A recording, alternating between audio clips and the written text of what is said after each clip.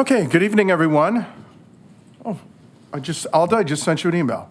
Okay. So I'd like to call the Committee of the Whole meeting of April 11, 2023 to order.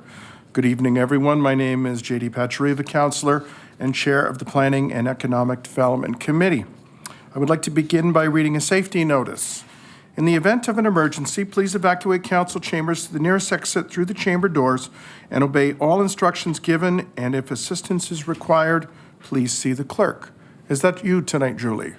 Can you raise your hand so everyone knows in case of an emergency, you're the leader and we're following you? Thank you. Once you have evacuated the building, please gather in the front parking lot outside of Town Hall. Also, please ensure your cell phones are on silent or are turned off. And lastly, the Town of Lincoln Council meetings are posted on our YouTube channel. All members of council are in attendance this evening. We also have senior staff in attendance in person and remotely. Additionally, we have a representative from MHBC Planning and resident delegations attending this evening. Declarations of interest. Are there any declarations of interest this evening? Okay, I see none. Do members have any amendments to the order of tonight's agenda? Okay, we're okay. We have one statutory public meeting this evening. So, the purpose of the public meeting is to receive comments from the public and consider questions regarding the official plan and zoning bylaw amendment application by MHBC Planning for 4020 to 4064 Mountain Street. We will consider the staff report associated with the item immediately after tonight's statutory public meeting. Sections 5120 and 3412 of the Planning Act requires that before passing a zoning bylaw amendment, Council must ensure that sufficient information and material is available to understand generally the proposal being considered. And Council must hold at least one public meeting for the purpose of giving the public an opportunity to make representations regarding the proposed amendments. If a person or public body does not make oral submissions at a public meeting or make written submissions to the Town of Lincoln before the zoning amendment is approved, or a decision is made on the draft plan of subdivision, the person or public body is not entitled to appeal the decision of Town Council to the Ontario Land Tribunal, OLT. Personal information is collected under the authority of the Municipal Freedom of Information and Protection of Privacy Act and may be contained in an appendix to a staff report, published in the meeting agenda, delegation list and/or the minutes of the public meeting, and are made part of the public record. The Town of Lincoln collects this information in order to maintain informed decisions on the relevant issues and to notify interested parties of Council's decisions. Names and addresses contained in submitted correspondence and other information will be available to the public unless the individual expressly requests the town to remove this personal information. The disclosure of this information is governed by the Municipal Freedom of Information and Protection of Privacy Act. I will now ask our Director of Planning and Development to provide introductory comments. Mr. Bruder, please go ahead. Thank you, Mr. Chair. So this particular proposed development includes an application for an official plan amendment and a zoning bylaw amendment. The lands they include a total of 5 separate parcels. There's one larger parcel and then a few other parcels that are either vacant or have single detached dwellings on them. The majority of the lands are designated already for medium density residential development. There is a small portion of the lands along Mountain that are designated for low density residential development. So there's the need for the official plan amendment there. From a zoning perspective, there is an amendment that is being sought to permit back-to-back townhouses and also some site-specific provisions as well that'll be talked about more in detail later.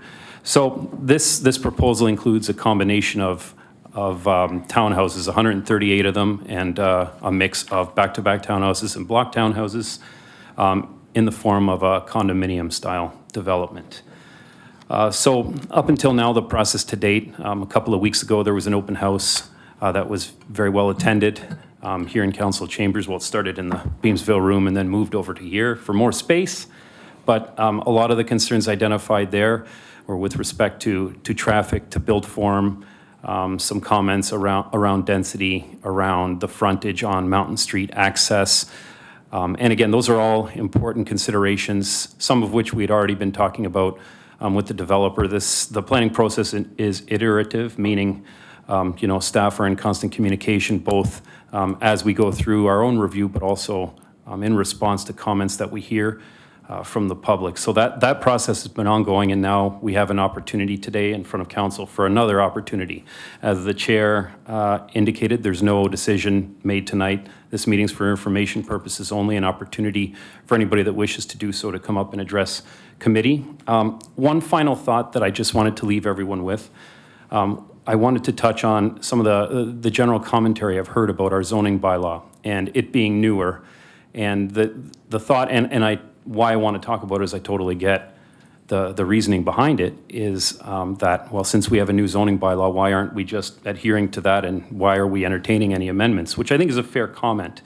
But I just wanted to clarify just some kind of circumstance behind that. When it comes to making decisions on land use matters, a municipality has to consider latest and greatest provincial policy. And one of the things I want to highlight is our zoning bylaw was finalized and adopted in July last year. And then we had other big pieces of legislation come down with Bill 23, which is probably everyone's heard lots and lots about, probably more than even they want to hear, about the province's goal to produce more housing options. That came about after we had adapted our zoning. And I only say that to say it's an example of what we're dealing with. The planning policy climate in the province is constantly changing. Lots of different versions of provincial policy, from the provincial policy statement that's going to be updated in the near future, to Bill 23, Bill 109 to speed up some planning approvals. So these things are constantly in motion and constantly changing, and we do have to factor those in. So instead of not entertaining these types of applications, the good thing is that they are subject to a public process just as this, where we can hear concerns. And we'll continue to do so, just like we will tonight. So thank you, Mr. Chair, for the opportunity. Those are my comments. Thank you, Mr. Bruder. Thank you, Madam Clerk. Okay. So there are 3 registered delegations on this item for tonight. Please note delegations may speak for a maximum of 5 minutes. Once we've received the delegations, committee will transition directly into the report and the motion. Our first delegation for this item is Dave Aston from MHBC Planning. Oh, tucked way up there.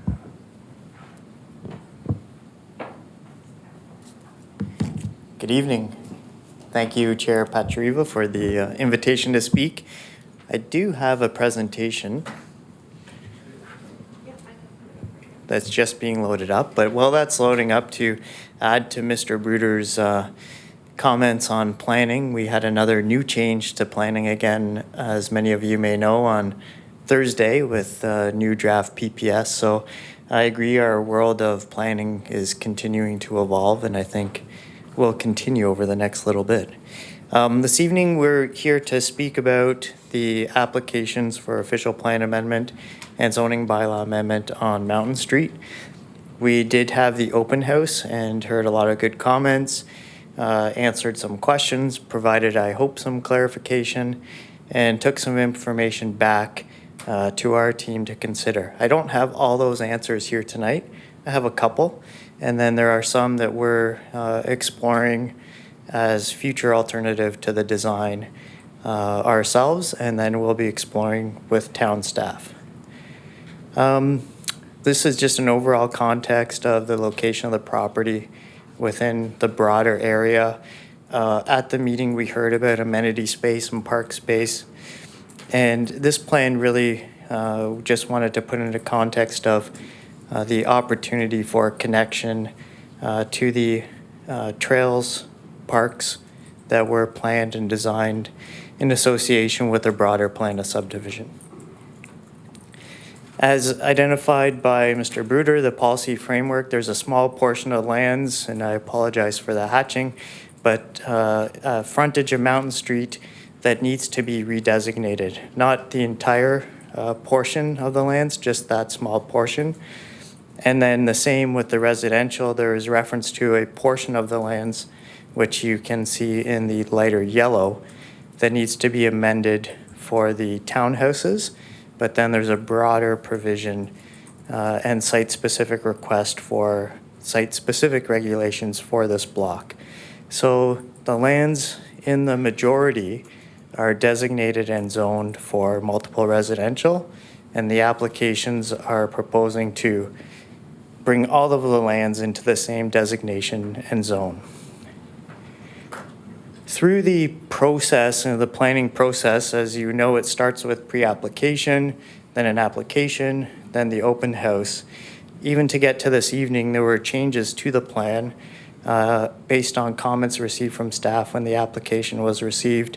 Some of those related to the design, amenity space, and parking. So since that initial submission, the plan had even been amended to increase some amenity space, increase the number of visitor parking spaces, and just a little bit of recon site.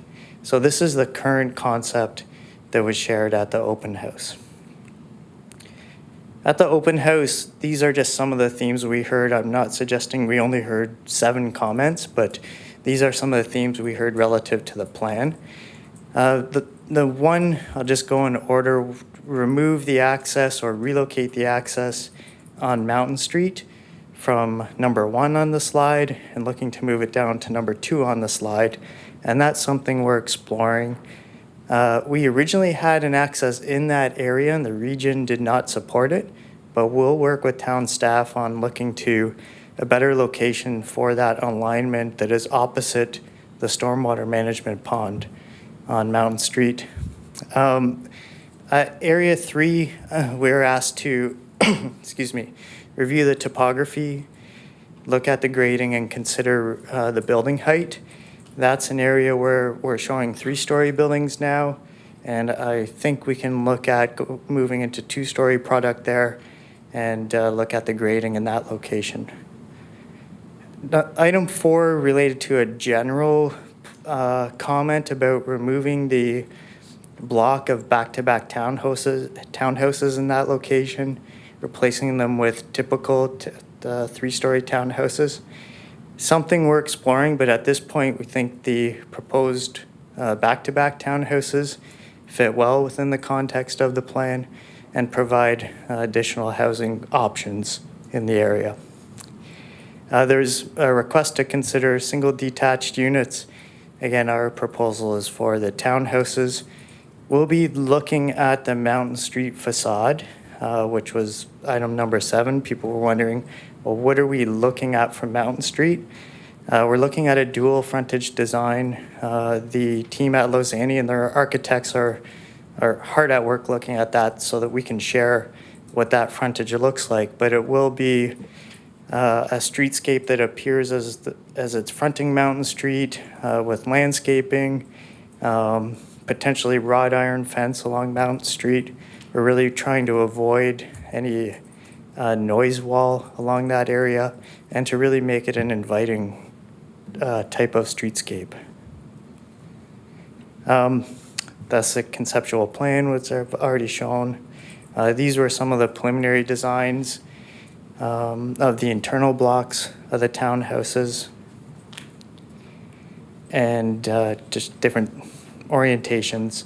There were a number of studies that were completed and submitted, servicing, planning, and urban design.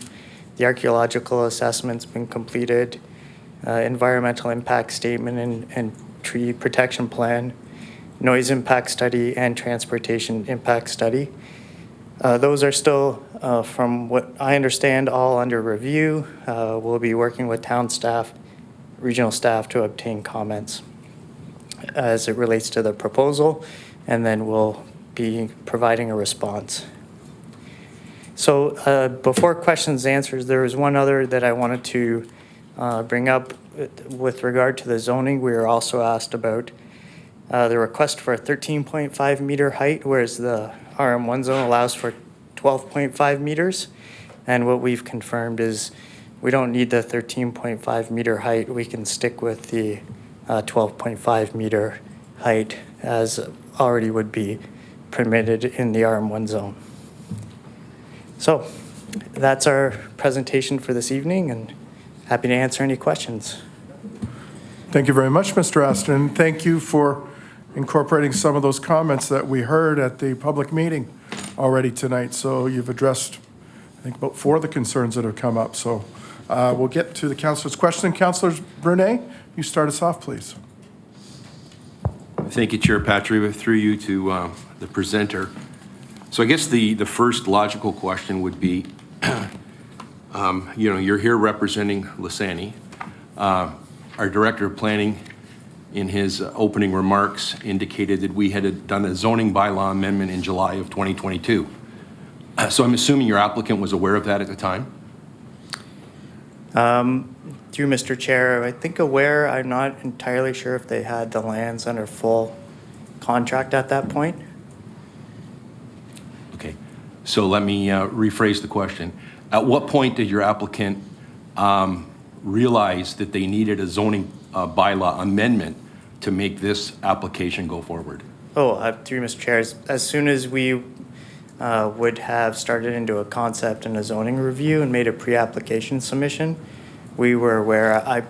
Off the top, I don't know the exact date of that, but we were advised once we made a pre-application submission and confirmed that applications were required. Okay, through you, Chair, just as a clarification, I hope this is still considered my first question. I'm not trying to prod, but I'm just curious as to why Lisani never ever tried to present an application that would meet and conform with the current zoning bylaw application or zoning amendment. They would just went right to something that needs another amendment. Yeah, through Mr. Chair, I think the intent was to look at the entire block for the townhouses, which would have led them right into needing the amendment and the zoning bylaw amendment. And that's kind of where we had started with our original concept, was right into that type of housing design rather than exploring other options. So. Okay, thank you. And I just asked that because, I think it's always important to understand where an applicant is coming from when they come to, the town. We have zoning bylaw for a reason. It's always nice to know that we're working with an applicant that's willing to work with those rather than not just to try to bypass that. So I just appreciate the fact that we're establishing that. So on your presentation slide, you showed the movement or the possible movement based on comments you heard at the public meeting with regards to the access point to Mountain Street from, I believe it was 2 to 5. And you mentioned that the region did not support that. I'm wondering if you're in a position to speak to why the region was not supportive of that at the time it was first brought up? Sure, through Mr. Chair, just on the, could we put the concept possibly back up?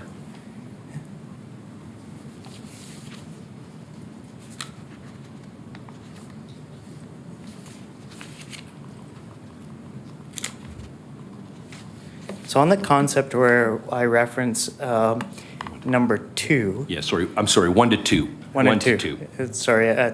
One of the first concepts, if you can, I don't know if I can point, but if you can see where the units block 7 are kind of perpendicular to Mountain Street, and then there's a lane in front of them. The original request was to put the access in that location. And the region said, no, that's too close to the intersection with Connor Drive. So we have not specifically asked for the number 2 location. That's why we'll work with town staff and see if that provides the appropriate separation distance. Okay, thanks very much. It's only 2. I'll keep my bullets in the chamber. Okay. Thank you. Okay, you reload, and we'll go to Councillor Rinchma. Thank you, Chair Patriva. My question is about the intent for the units in the long run. Do you know, is the plan to be condominiumized, or are they going to be freehold, or do you know? Through Mr. Chair, Both. So there'll be a condo that would be a common element condominium that would provide for freehold units. And what would be part of the common element condominium? Through Mr. Chair, the common element would typically then include the roads and the common amenity, the amenity area in the middle. Okay, thank you. Thank you, Mr. Chair. Councillor Timmers. Thank you, Chair Patriva, through you to Mr. Aston. Thank you for being here tonight. So I too had a question around the access. So the region has not been approached or has given any indication yet if that's acceptable. Through Mr. Chair, not specifically on number 2, unless Mr. Bruder or staff have followed up since the open house. Okay. Mr. Okay. Bruder? Yeah, I was just going to have, Mr. Chair, we have followed up for sure. You know, we want to look at that as a viable option. We're interested in pursuing it as well. Still waiting for the region to give a clarifying position on that, but we're definitely, you know, being cognizant of the input that we've heard. We want to try to move that forward in collaboration with the region. So I'm optimistic at this point, but again, conversations with them continue. Okay. Thank you very much. Okay, thank you, Mr. Bruder. Chair, I have some more questions. Yeah, go ahead. So as far as the height request, that has been, you've taken that piece out, so there's no height request, further height requested at this point. It meets our bylaw. Through Mr. Chair, that's what we're confirming tonight. We don't Okay. need the 13.5 meters that we were asking for. Okay. And my other question is around the parking. I know there's a lot of issues with parking. Is there intended to be any on-street parking within this new portion of the development? I don't see room for that. There wouldn't be parking allowed on Mountain Street. Is there parking within the development? And are the future possible tenants aware that they have one spot in the driveway, one spot in the garage? So if you've got 3 cars, you probably shouldn't be looking. Through Mr. Chair, I'll try and rapid fire response there. So there's no parking on the private lanes. They're fire route only, so they're not designed to have on-street parking internal to the subdivision.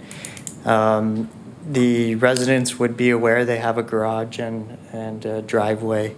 One of the things that we've changed from what's called the first block of townhouses that is just to the north of this block is that we've spread the visitor parking out a little bit more.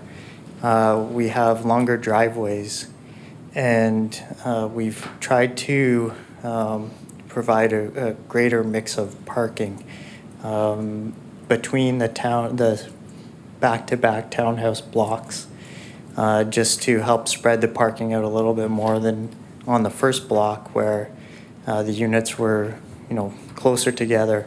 The parking was only at the end of the units, and there wasn't as much amenity space. So we've added additional visitor parking, and we've tried to plan it a little more balanced within the block. Okay, thank you. Number 3, go ahead. I got one more? You got Okay. one more. Okay, and I should clarify, I should have said residents instead of tenants because we're not sure at this point. So my other question is around the amenity space. I have a really hard time seeing it on the map. Maybe we could put the map up and you can point it out to me and what exactly is that space gonna look like? Because that's a lot of people and they need somewhere to go. So I'm not sure where that is on this map. Right in the middle. So on this site plan, you'll see the townhouses all have their rear yards. And then between the kind of middle portion of the back-to-back townhomes, there's the 2 green blocks, which we're looking at as amenity space. So that would provide probably something fairly passive. We haven't got into that design yet to determine, what's going to be in there, but seating area, landscape area, that type of use. With the real intent, we're providing sidewalks through the plan with that street connection to Crown Street, the sidewalks to the larger park. So that would be the main kind of active space that we would be looking for the residents to utilize. Okay, thank you. I see it now. It wasn't so clear on my small version here, but thank you very much. Thank you, Chair. Okay. Councillor Russell. Thank you, Mr. Chair. Through you to the presenter. Couple questions. The first being, wondering if you could give us a range of what the approximate resale or sale price of these units are going to be.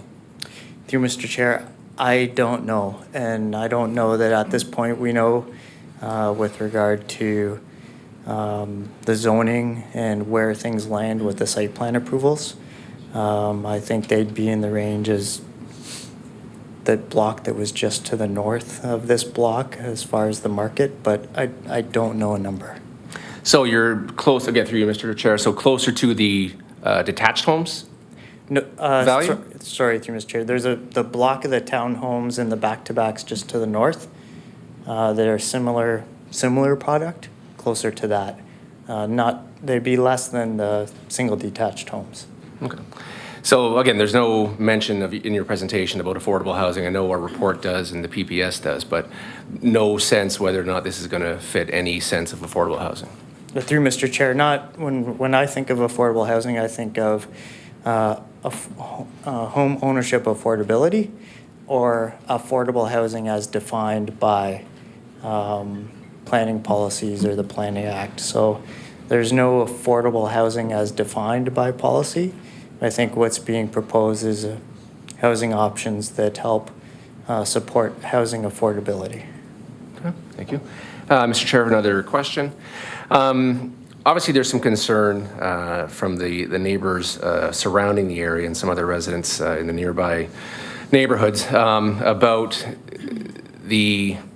how it doesn't necessarily conform with what the existing neighborhoods are like. Again, we're going from, there are some semis and some townhouses to the north, as you mentioned, but we have a new neighborhood to the east that, to the west, that is, again, single homes, still relatively new, and we're now going to a 3-story. So just wondering why yourself or Losani didn't try to conform better to the existing neighborhood with the plans. Through Mr. Chair, just when we're talking about the zoning and the neighborhood, I'd just suggest that as we work through the first phase, second phase, or the other subdivision that's to the west, the 2 blocks that were kind of on Carner Drive and then Highland Park Drive were both identified for multiple residential. So that was kind of the 2 street ends, I'll call it, of the zoning for that area. And what we're looking at really is kind of infilling that with this proposal. The official plan also, I would say, identified, the medium density residential, kind of filling in the gap between those 2 streets. And so that's what we've been looking at, that this proposal is really proposing to achieve that broader policy framework.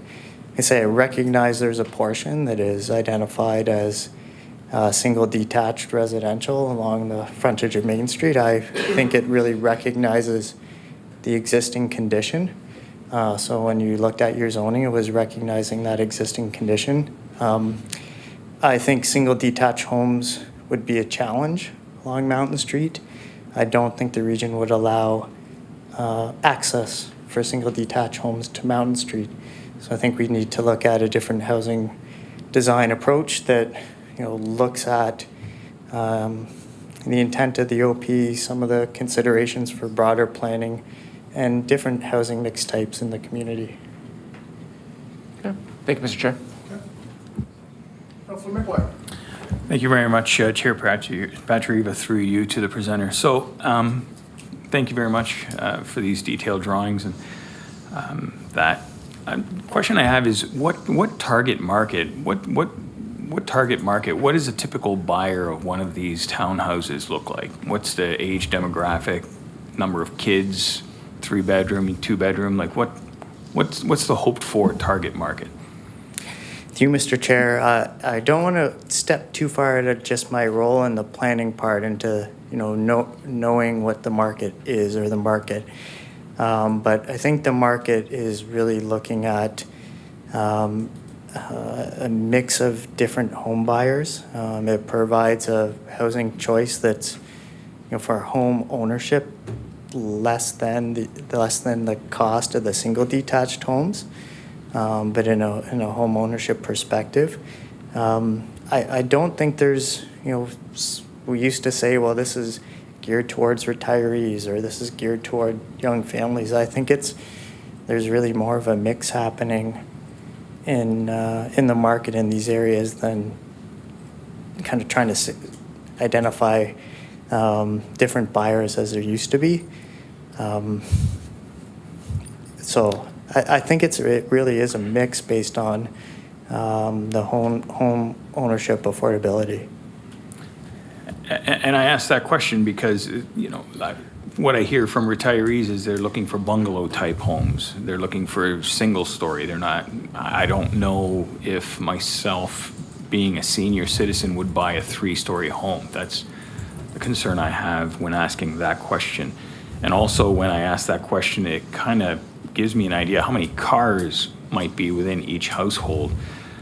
So through you, the block 119 on the diagram, if we could put that up again, that image, conceptual. Block 19 to the north. I did some quick counting of the parking spaces. It looks like there was 44 units and 19 visitor parking spaces. Am I correct in that rough estimate? Through Mr. Chair, I don't have the numbers, but maybe staff could confirm on the ratio. I wouldn't have any reason to argue with those because I know in the first block the minimum visitor parking was met. It might be 0.5. I don't know, maybe staff could confirm. So there should be 22 visitor parking spaces, thereabouts. And then in the proposed concept, we're trying to provide additional space above and beyond the minimum requirement. And I took a drive through that subdivision on my way here. Typically, this is a time when most people would be home, and I found that there was a lot of visitors. And I'm just concerned that there's enough visitor parking for this sort of a development. Another question I have, my third, I'm thinking, second? Waste disposal. What does this look like with a development like this? I'm still not clear if this is freehold, like I'm assuming the units are freehold, shared ownership of the road.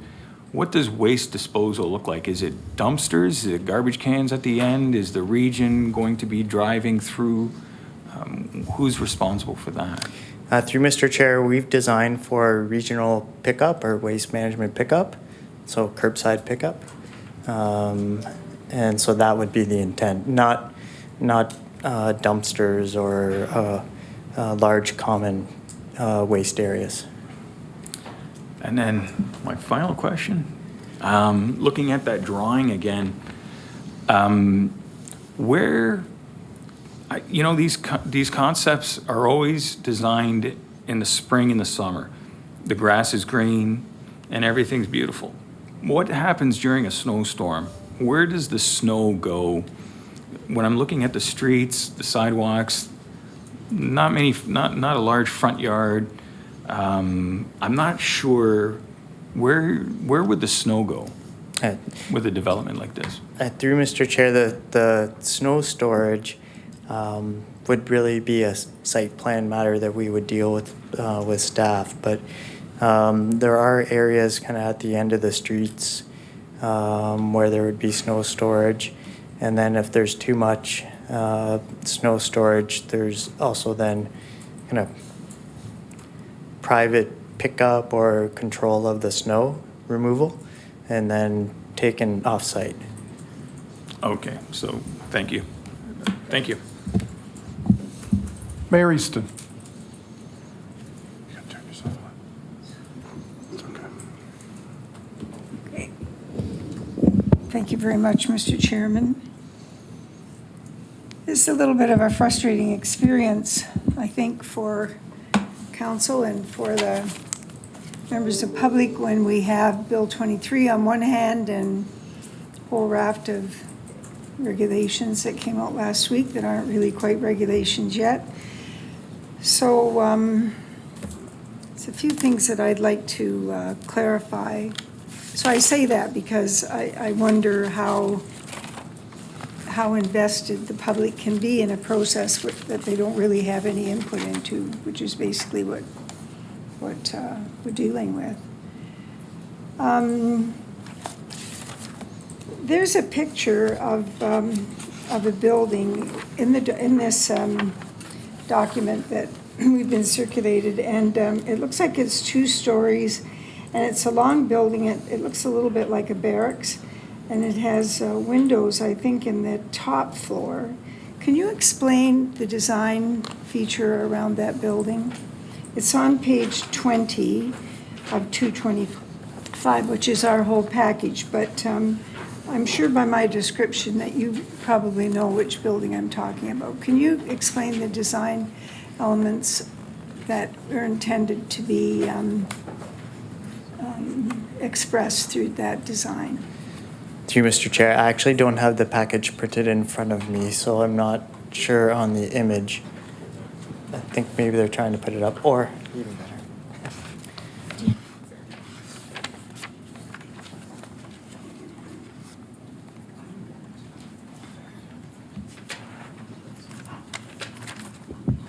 Thank you.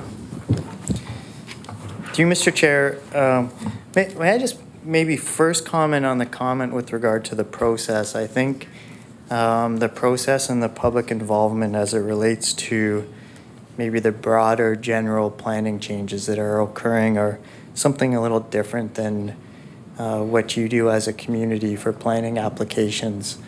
Because I think the process that you're following with the pre-application process and the submission process, an open house, an opportunity for this meeting, works quite well and gives opportunity for some input for the proponent to think about some things that we heard and then to take that back. So if we're talking about this specific process, I think the one that you have gives us some opportunity for some good feedback. If it's a kind of broader provincial, I think that is a different story. So I just wasn't sure on the process that we were talking about. And then on page 20 of 225, so what you're seeing there would be the end of the 3-story townhouses. And then the kind of middle portion would be the rear wall of the townhouse units that you see, and then there'd be a landscaped area between those. So those would be various individual units that would have their rear windows, probably a patio on the ground floor that's hidden by the tree, and then the upper floor windows likely associated with bedrooms. So the intent of the sidewall is to really, it is looking to break up the massing with different colors, different architectural treatment. And then, you know, at the front of these buildings would be, if you looked at kind of just the page before, that would be the front of the buildings where there's been a lot of effort put into different materials, breaking up of the facade and color treatments. Okay, thank you very much for that, and thank you for your initial comments. I'd like to go back to this wall and the effect that you have on that wall and ask you if the design of this is something that is etched in stone at the moment, or whether you would consider, in consultation with staff, a different design. And I bring this up because this wall is a design that I think that we've all seen frequently, and it's not a new design. And I guess in a way, in as much as the front part of the building, you've put a great deal of effort, I think, into trying to present some different features to add some differentiation from one property to the next. This is very unappealing. And I'd like to encourage you to spend some time with the town staff to see if there can't be a different way of designing this, because I would just like to repeat, it is very unappealing. And I well recognize, I had a conversation today about this whole development and how we should perceive it in terms of the level of density that is being proposed. And it's not high density, I recognize that. But sometimes, quite often actually, it's the design and our acceptance of the design that can make a huge difference in our ability to see and accept everything that you're trying to present. I must admit, I don't get hung up on terminology about, whether it's a stacked townhouse or a back-to-back. I know that those features are put in there to give people opportunity, and that's good. And the reason I think it's good is because if we do consider things on that scale, we're not then moving in a direction where we may start looking at farmland to build on. And so this is, I see these things in actually quite positively, but this is not acceptable to me. And I would like you to consider, like you're considering a number of other things, some change in that area. Mr. Chairman, I don't know whether this gentleman can answer this question or not. I may have to ask the staff as well, but you spoke about a tree protection plan, and I just want to represent a few people that are concerned about what the definition of a tree protection plan might be. And so, do you think that you would be able to explain to me what a tree protection plan is in the minds of the company that you represent?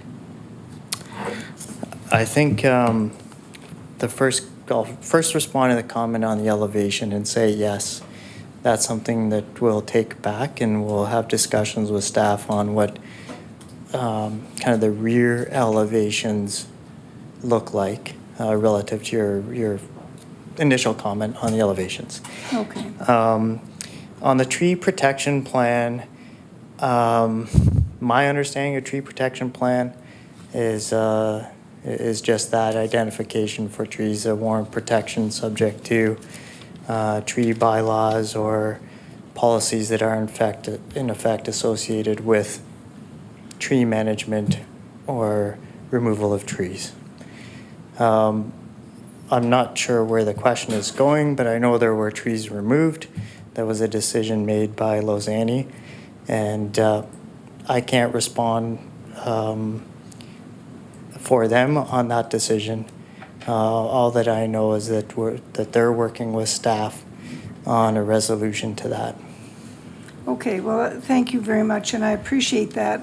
I would like, however, to reinforce that every development process begins with a certain level of trust. Some of that trust comes from the fact that we've dealt with people before, the same people before, and we know what to expect, and so we can sit down and you can either start right away, or maybe you have some amending to do or some amends to make. So it doesn't help when there's a lot of tension created in the neighborhood, when there's misunderstandings and what appears to be a blatant destruction of what was there. So I just want to mention that for only the purpose so that you can take it back. Mr. Bruder, do you want to comment on that, because you've got an analysis from that?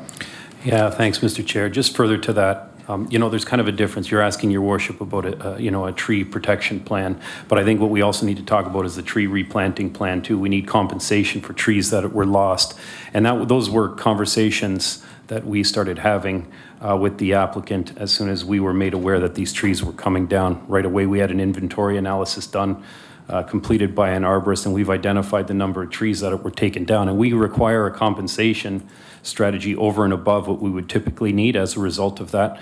I know there's been talks with Lizani about other enhancements along potential path areas and whatnot in the greater subdivision, in addition to making considerations on site. So I think your point is well taken, Your Worship, and I just wanted to provide that clarification that we have required those things to be submitted as well. Thank you very much, Mr. Chairman. And Mr. Bruder, I have to say, this isn't your responsibility, but you are representing the company. I understand. I don't see anybody else here tonight taking the heat on your behalf. So I think it's a good thing that we can say as a council that our staff are on top of these things, because this is certainly warranted. Thank you very much, Mr. Chairman. You're Thank you. welcome, Your Worship. Councillor Brunei? Yeah, thank you, Chair Patriva. So that's exactly where I wanted to go, and I'm not always as elegant as the mayor. But that is the message. You know, you articulated that you appreciate the process that the town is undergoing with the public engagement and, you know, working with staff to get feedback and to listen to our public. So, you know, that is the message that I wanted to articulate as well. That, and again, Mr. Aston, you know, you're here taking the bullets. I hope Mr. Lizani and some of his representatives, Mr. Lisk, are watching this meeting this evening, and I hope they get the message loud and clear that the harm that the Lizani Homes has done to this municipality in just completely grubbing that property and us having to put a stop work order in place. And I understand now, after, you know, a lot of these developers look for forgiveness after the fact, but there's some damage that's been done. And I hope they're listening, and I hope they take it in their heart to come to this chambers in future meetings so that they can listen to what we have to say firsthand. There is some damage that's been done. And, you know, when you talk about tree protection plan, that's kind of an oxymoron, because there was no tree protection done. They went in and clear grubbed, and then we had to put a stop work order on it. So I hope that message gets back to, you know, the applicant, and I hope he can deal with it appropriately as we move forward. Thank you, Chair. Thank you, Councillor Brunei. And I think that's the end of the questions. You're in, you're out? Okay, Councillor Russell, go ahead. Thank you, Mr. Chair.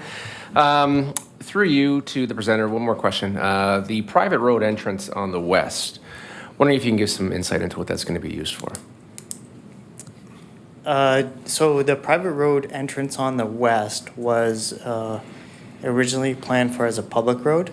So that was a block held as a future public road that would have come into the lands. So that's just been changed to a private road. So still with access to, I believe it's Crown Boulevard. So it's still functioning as an access point. So follow up through you, Mr. Chair. Just given the ease at which, when I say relative ease, that residents that are in that Crown area can use that private road to go through your proposed neighborhood to Mountain Street. Do you think, given the density that you're proposing here, that's going to be a safe route for cars to travel through to try to cut through to get to Mountain? Through Mr. Chair, we've done the traffic studies, and those are under review. One of the things that we've been trying to do with the access directly to Mountain Street is to kind of balance out that traffic movement so that people can come directly in off Mountain Street or through the intersection. But that traffic study is still under review, and I guess when we had the access off Mountain Street, I'll call further south on Mountain, it might have kind of balanced out the traffic a little bit differently than having it just right after Connor Drive. But I think the access to Mountain Street will help kind of not put as much traffic through the existing road network. But at the same time, I'd suggest that the intent of the past approvals was to have that road network just as a public street with the same function of cars moving it onto Crown Street along and then over to Connor Drive. Okay, so just last point of clarification. So you, through those traffic studies, I know you said they're not completed yet. Again, you're saying that this is going to be a safe neighborhood for traffic to cut through Crown to get to Mountain. Through Mr. Chair, I don't know that I'd use those words. I think what I suggest is a traffic study was completed that looks at where the access points are and the movements are going. And that's what's being proposed and what's under review. So you're not willing to say whether it's safe or not? Well, that's not my expertise to comment on, road traffic safety. So I let the professionals do their review and then provide input from their perspective. Our consultants have advised that through that traffic study, it's an appropriate design and solution for traffic movements. Okay, thank you. Thank you, Mr. Chair. Okay. Mr. Bruder, can you shed any more light on that? Yeah, I can shed some light for sure, Mr. Chair. So, I mentioned we're looking at certain things like access in more detail with the region. I know that traffic study did look at a variety of entrances. It looked at Highland Park Drive and Mountain. It looked at King and Mountain, King and Stadelbauer, Crown and Highland Park Drive, Crown and Connor. And from what I saw in the assessment, which is, you're right, is still under review by our technical staff, but there were no concerns with capacities falling below what acceptable industry or level of service standards are that are put in place by TAC, which is it's one of the organizations that we look to provide standards in terms of acceptable levels of service. So there were no issues flagged there, but again, I think still we're reviewing from the lens of even active transportation, pedestrian movement, and also just general traffic flow. But those were the results that have been noted in the report. So no issues along Crown Street were identified. Thank you very much. Councillor Reimer. Thank you, Chair Patriva. Councillor Russell is always one step ahead of me, and I was going to leave this to the report part, but my concern was over this entrance as well. Sorry for jumping in, but thank you for your report this evening, and through you, Chair Patriva. Through the staff, I just want a confirmation, because we do have some precedent since Cherry Hill and Vineland is very similar to this development. I mean, obviously, it would be nice to have this all developed as one when the first sort of, development went through to have a more complete set. But I see, as similar to Councillor Russell, I see some exactly that, the traffic from Connor and Crown coming into this subdivision. This is private. These are narrow roads. That, to me, is disaster. And I see us having lots of issues with that down the road. I would like to see that west entrance as a fire entrance only, and only one entrance onto Mountain Road. To me, that's looking at this, there's some wrinkles, but that's the big red flag, to have all those people going back and forth into the subdivision instead of right out to Mountain and whichever way they're going to go. That's just a comment, and I realize we're still waiting for feedback on the traffic study, but to me, that's the spot. And we do have some areas that we can look at in the town that would reflect some of those ideas. So, thanks, Chair. Yep. Thank you, Councillor Reimer. And it's funny you say that, because you know what, at election time and campaigning, and Councillor Brunet and I covered that neighborhood, and that was one of the major concerns is an access from those subdivisions, be it Connor, be it Highland Park, onto Mountain Street, some type of controlled access with a stoplight. And if that was put forward, knowing that there's a school there, mountain access, you would cut down on that cross-cutting to try to get through. So hopefully our staff can advocate to the region that you know what, from a safety standpoint, we've heard it from time and time again from the residents in that neighborhood, is that it's trying to get out of there first thing in the morning with the traffic coming down Mountain Street, up and down. So, Director Bruder? Yeah, thank you, Mr. Chair. I just wanted to say, I've heard those comments loud and clear from our residents and from council. So we'll definitely ensure we take a really close look at this and go through a fulsome review before we come back with any kind of recommendation. Okay, excellent. And thank you, Mr. Aston, and thank you for my conversations with residents on Crown is and you mentioned it first off, is about the two-story towns in Block 1 and 2 backing on. When we did our charades with Prudhome's, we did a similar interface between Victoria Shores and the new Prudence development, just so it all matches together. So appreciate you doing that. I appreciate you having, looking at the access, because where it is right now, it was going to shine in a resident's front window. Just my only ask or inquiry would be, and you touched on it, there was a question asked about affordability. But the other thing that goes hand in glove with affordability is purpose-built rentals. That's something that we're drastically lacking in this municipality and need for it. Any contemplation of any of these blocks being purpose-built rentals? Mr. Chair, not to my knowledge, but to be honest, haven't asked the question specifically of Lausanne, and I will. Okay, thank you very much. Councillor Mikulik. My apologies for jumping in last minute like this, but just something that, with regards to this traffic report and looking at this slide again with the initial concept 4 of 12 of the presentation, could we, like, when I'm looking at this slide, it looks like there's another to the south of this proposal. It looks like there's another development that'll be similar to this coming in the future. And the thought that I have is if we're doing this traffic report, can we assume that this proposal to the south is part of this traffic report as well? Director Bruder, is that something that can be contemplated? Through you, Mr. Chair, yeah, I believe, so that's contemplating any future development. Right now, I don't think that particular property has changed hands at all. There's no development that's currently in the pipeline. I think we're talking about the one to the south, right? To the north of Highland Park. To the north of Highland Park. Right. Yeah, but so there's a block there and then there's a block in between. And, that would be included in the traffic study in terms of what the density would be that's permissible, the medium density designation. So that would have been included, but definitely, again, point well taken with traffic as a whole, and something that, again, we're going to be making sure that we pay particular attention to before we come back with a recommendation. No, I only bring that up because I'm looking at this and it's in light gray, and there's a whole new set of block townhouses there, or back-to-backs. And I think that should be part of the traffic study with the assumption that they're completed as well. That's my thought. Thank you. Okay. Mayor Easton?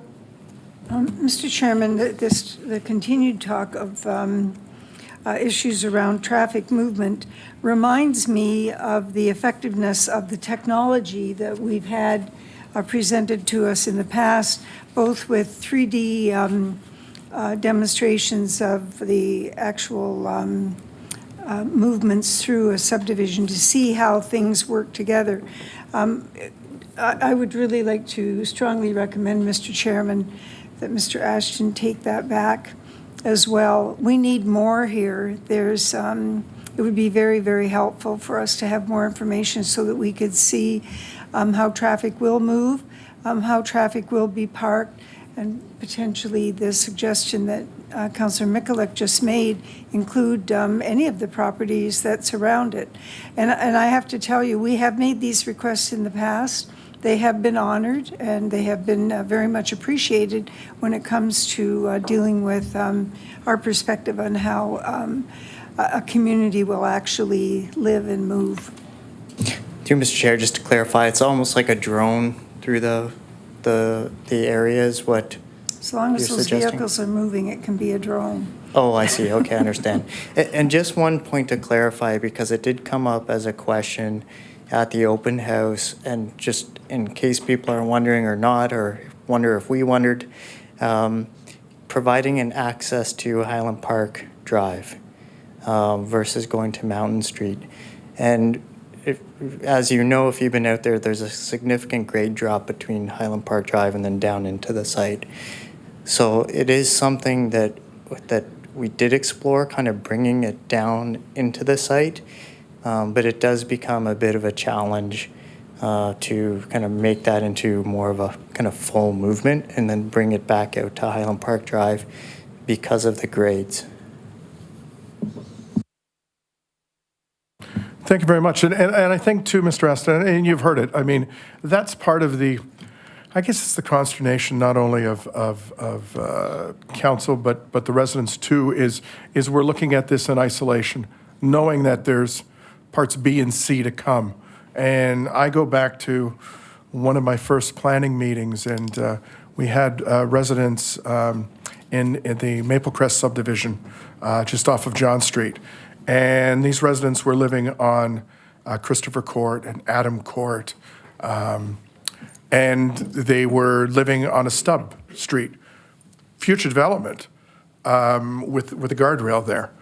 And came in to council to a planning committee meeting when the next phase was developed and coming forth and saying, you know, the real estate agent told us that it wasn't to be developed. So I think that's part of the trepidation that people have is, and I don't know if it's possible through you and Mr. Bruder to develop a conceptual look at this entire block. So, you know, the other part that you have, the potential future, even if it's hypothetical, just so we have some type of answer to these questions on, you know, where might a street light work best? Is it at Highland and Hillside? Is it at Connor and Douglas for access for this? You know, and that's part of our homework. So just, you know, looking forward to everyone getting on the same page and answering, because, I mean, change is one thing, but the unknown is even scarier. So look forward to you coming back. Thank you very much. Okay, our next delegation is Mr. David Jacobs.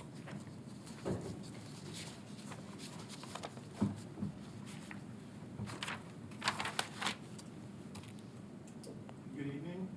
Thank you, Chair. Oh, we've got to turn the mic on for David. There we go. We're on? You're good. Okay, good evening. Thank you, Chair Pachariva, Mayor Easton, council members, and town staff. My name is David Jacobs, and we live one block east of Mountain Street at 4996 Hillside Drive. I do not support this application, and I ask that town staff work with Lozani to revise the application that takes into consideration the following points, and that council is given an opportunity to vote on a better proposal than the one put in front of you this evening in the information report. My key points are: Lozani Homes have simply ignored our town's official plan and zoning bylaws. Council only approved those in July 2022. The majority of the development site is zoned RM1. The current bylaw does not allow back-to-back townhouses in RM1, but Lozani is proposing to build 64 back-to-back townhouses in this development, along with their 74 townhouses which are allowed in the RM1. Lozani is asking for a site-specific zoning regulation to permit, among other things, back-to-back townhouses in the RM1 zone. Back-to-back townhouse building form was deemed more appropriate in the RM2 zones, which would be found along the Ontario Street corridor, where they are closer to the amenities, transit, and an area identified for intensification. Lozani is also asking for a 29% reduction in minimum lot area per dwelling unit, and a range of 19 to 52% reductions in minimum side yard setbacks. Why? This allows Lozani to cram more units into the development. Lozani is also proposing to build 74 block townhouse units that will front on a private road. This does not appear to be in accordance with the official plan map that shows one standard municipal street serving this site, or our bylaws that state, quote, a block townhouse has frontage on a public street. A public street is municipally owned and maintained and larger than a private road, which would, of course, reduce the number of units that Lozani could build. Private roads create visual and physical congestion, as everything is that much closer, as noted in Lozani's development off Connor Road. Lozani is to provide 8,502 square feet 790 square meters of green space amenity area, which is required for the site-specific rezone that they're looking for the back-to-backs. Just for a visual, this equates to 2 building lots, each measuring 40 by 105 feet, for the proposed 64 back-to-back townhouses that have no backyards. So a few thoughts in my conclusion. This developer has proven to care little about our community in Lincoln, and this particular area, the bench. Literally a mountain of dirt sitting behind their sales office at the corner of Mountain Street and Highland Park for well over a year. Clear-cutting all of the trees on the subject property prior to their application so nothing could be done by the town. Leaving all the debris, the decimated trees, for the neighbors and close residents to look at every day for over a year. What about the wildlife and their habitats that have been bulldozed? How is this showing any kind of respect to our community? If meeting our growth targets are a concern, I think the town is well on their way to ensuring that Lincoln will do just fine in delivering on those growth targets with Prudhome's, the Utopia developments, DeSantis on Green Lane, and others. What I feel is very critical here is if Luzani is successful with this rezoning request, it will set a precedent for Luzani's remaining vacant future development lands on the bench toward the escarpment. How much more does our bench have to take? I urge council to say no to back-to-back townhouses on this site and to seriously consider the impact of the other site-specific zoning amendments. Thanks for your time.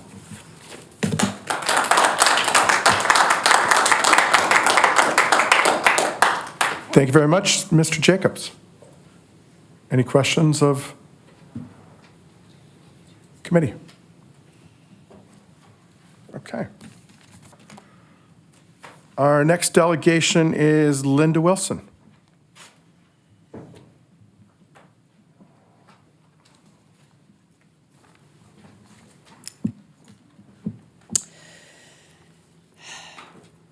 When I moved to Beamsville in 2017 and 4021 Mountain Street, I was attracted to the vast open spaces, trees, and a sign that said, "Welcome to the Niagara Escarpment, a World Biosphere Reserve," a unique place.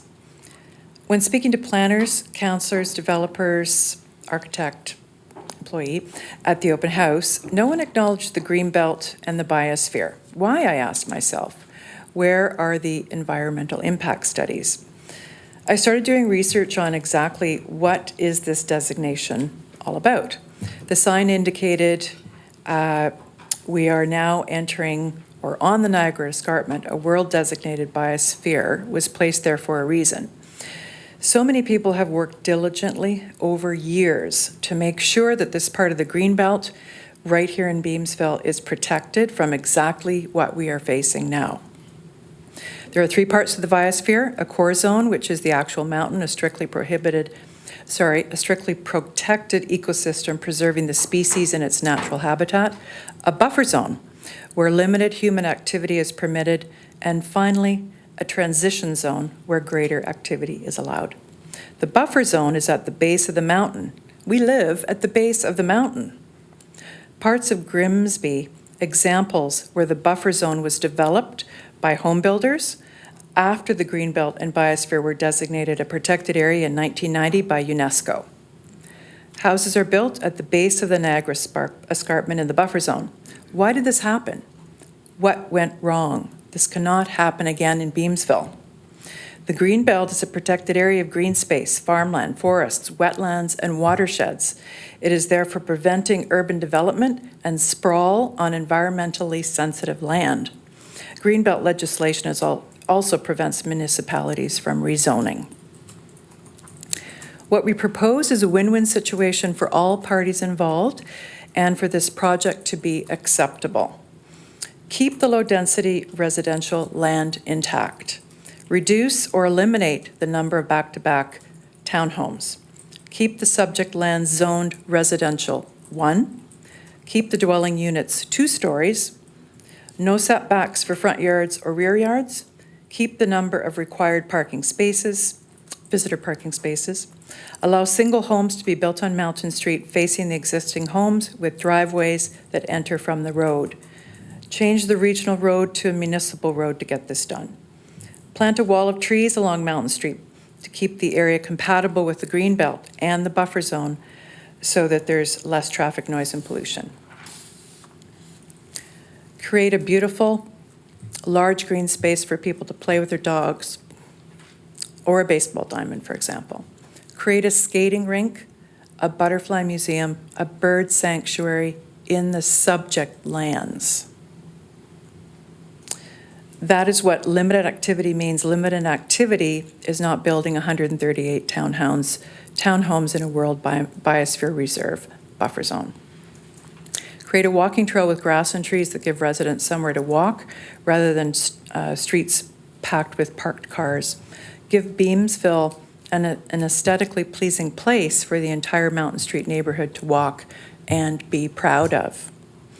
The development, if allowed to proceed as requested, will lower land and home value for residents of Mountain Street, not fit in architecturally or aesthetically with the majority of homes in the area, which are single homes with double driveways, low density. Sorry, I need some water. The development will create noise, dust, dirt, and dangerous heavy vehicle traffic in addition to what we put up with already from the large transport trucks. Endanger people's lives with an increase in traffic of roughly 276 more cars on Mountain Street. Can you imagine that number of cars? Create a place that is ugly and mentally exhausting. Not be in touch with your environment concerns or be up to town standards. Negate all the effort and work put in place by many people over years to protect our benchlands with the flick of a pen. This design may be efficient for getting as many people as one builder can in a tiny space of 2.5 hectares if you're only interested in money. The amendment requests are unreasonable. We all want a well-designed, attractive townhomes with double-car garages so buyers don't have to park on the road, similar to the double-story townhomes built on Connor Drive and Stadelbauer Drive. These amendments should be denied by the Planning Department, and the proposed plans need to be scaled back and redesigned. Thank you. Thank you, Linda. Oh, Linda, can you come back? We've got a question. Oh, sure. Councilor Brunet. Yeah, actually, through you, Chair, so I didn't really actually have a question specific to Ms. Wilson, but now that she's back at the podium, I did meet Ms. Wilson. I've never met Ms. Wilson until the night of the public meeting, and I did have an opportunity to speak to her in the parking lot. So I did reach out to our Director of Planning after the public meeting to try to get some insight into what Ms. Wilson's concerns were about the sign that were on the property when she moved here to Lincoln about the UNESCO biosphere, because, you know, here we are talking about our strategic plan and our priorities, and I don't know how many times we've talked about climate change and how important, you know, these things are to our strategic plan and our the way we look forward and the lens that we want to look at these things. So I'd really appreciate, while Ms. Wilson has taken the time to come here this evening, if maybe through you, Chair, if our Director of Planning could comment on specifically the sign that was on that site talking about you are now entering a UNESCO biosphere. Director Bruder. Thank you, Mr. Chair. Yeah, this is a good question for sure, and I think we spoke a little bit about it at the open house together. Really, I think what that sign was intended for, totally right, the Niagara Escarpment plan area, the portion to the south is definitely UNESCO World Heritage. It's a very prominent site. This particular site here that's identified within the urban area, it's about 180 to 200 meters within the urban area boundary to the southerly limit of this particular property. This was always identified for a form of development because it's within the urban area, and really the reason for that is it is to protect the lands that are outside of urban areas, such as, your Niagara Escarpment Plan area, your Greenbelt Plan, from, as you said yourself, from any type of urban development. So the idea of course, speaking very high level, is to focus development within those urban areas. When we take these types of applications into consideration, we look at a bunch of different designations of the lands. We look at the provincial, anything applicable at the provincial level, but also local. It is identified in the regional official plan as an other woodland. So basically what that means, it's not identified as a significant woodland, but it requires an environmental impact study to be undertaken on those lands to confirm whether or not it's a natural heritage site. There was an environmental impact study done for this particular property. It didn't identify it as such, so hopefully that clarifies, but I think that whole UNESCO sign, that's as you're leaving the urban area, heading south into the actual escarpment lands themselves. Thank you. Go ahead. Yeah, thank you, Chair. I just think it's really important that, we communicate to the community, these situations when they come up. I think it's a very valid concern, to someone that comes to the community and buys the land, makes an investment in the community.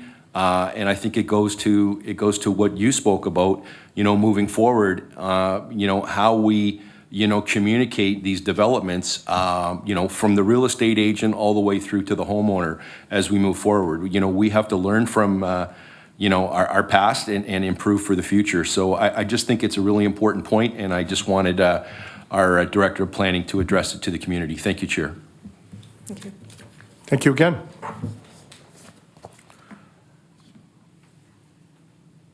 Okay. There being no further registered delegates, are there any persons present this evening that wish to address council regarding the official plan and zoning bylaw amendment applications by MHBC Planning at 4020 to 4064 Mountain Street? If so, please come forward, state your name, spell your surname for us, and for the record.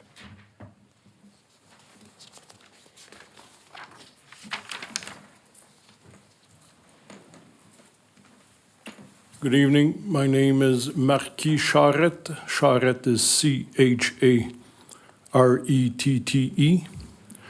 I'm at 4039 Mountain Street, right in front of the said sign from the UNESCO protection. You probably notice I have a thick accent. My first language is French. I wasn't going to speak this evening because I'm very perplexed because of my accent and my vocabulary that's very limited.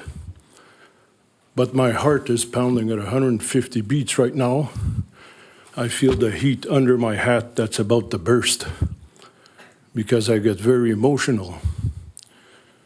Because I moved here 4 years ago thinking I would retire here, I would raise my family.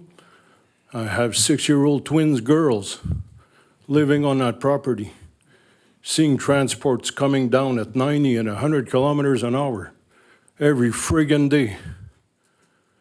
And I do have Tourette syndrome, so if there's a choice words that come out, I'm very sorry. I wrote a few notes here that were repeated from everybody, a little bit of everybody. But the first thing is the cachet. I invite you to Google that French word. Cachet means something special about this town, this village. I was born in a village in northern Ontario that reminded me a lot of what Beamsville is supposed to represent. But in the past 4 years, it's gone from village to town to city. And I won't tell you the next word that comes to mind. I'm not proud of being a resident of this area anymore. I wish I could move, but I can't afford it because I'm retired. I'm on a fixed pension. I'm stuck here.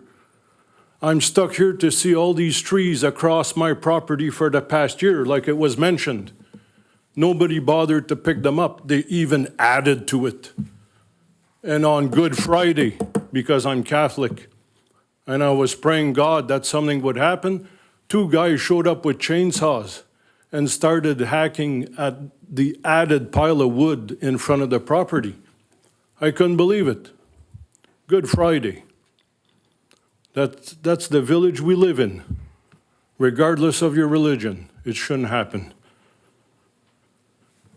Having the backyards face Mountain Street, How many times balls go into Virgil's yard or the backyards from my girls kicking the balls?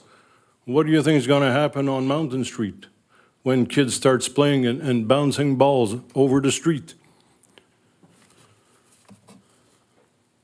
The traffic, we mentioned traffic. I don't care if it's low density, high density, medium, extra large, I don't care. There's already too many cars coming down that street. I pick up my girls at the bus stop on Douglas every day, and I have to hold my hat going up the hill because the transport coming down are gonna blow my hat right off. You talked about the environment.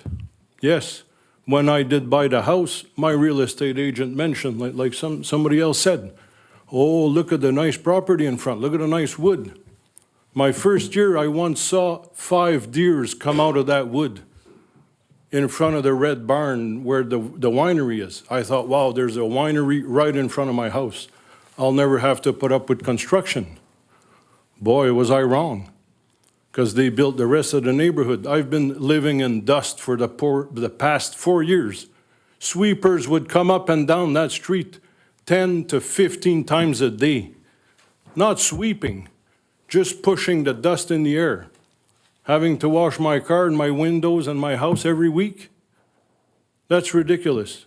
Any compensation from Lasani or the city? No, I never complain. But tonight, it's just too much for me. I'm retired. I sit in my living room every day looking at that pile of wood, looking at these transports. I'm thinking, oh my God, there's more coming. I don't know what to do. I really feel stuck here, and I'm ashamed. So I hope this council, regardless of your position, the director, mayor, or whatever, you look at all the aspects. And when I hear, I didn't know this, when I hear that Lasani went in, bulldozed all these trees without permission, that to me, that's criminal. We shouldn't deal with criminals. We shouldn't. The application should have been right in the garbage. No, live and learn, buddy. That's the way it should be. That's the way it was in Northern Ontario. We didn't fool around with people like that. And we shouldn't here. We shouldn't. That's all I have to say, Mr. Chairman. And I'm sorry for my language, I'm sorry for my accent. But I'm speaking from the heart, and I hope that you will keep all of that into consideration when you do vote, or if you do negotiate. I don't like that word. But in my mind, in my heart, there should be no construction there. They should replant all the trees and have the animals back in their natural habitat. That's what I think. Thank you. Thank you, Mr. Schray.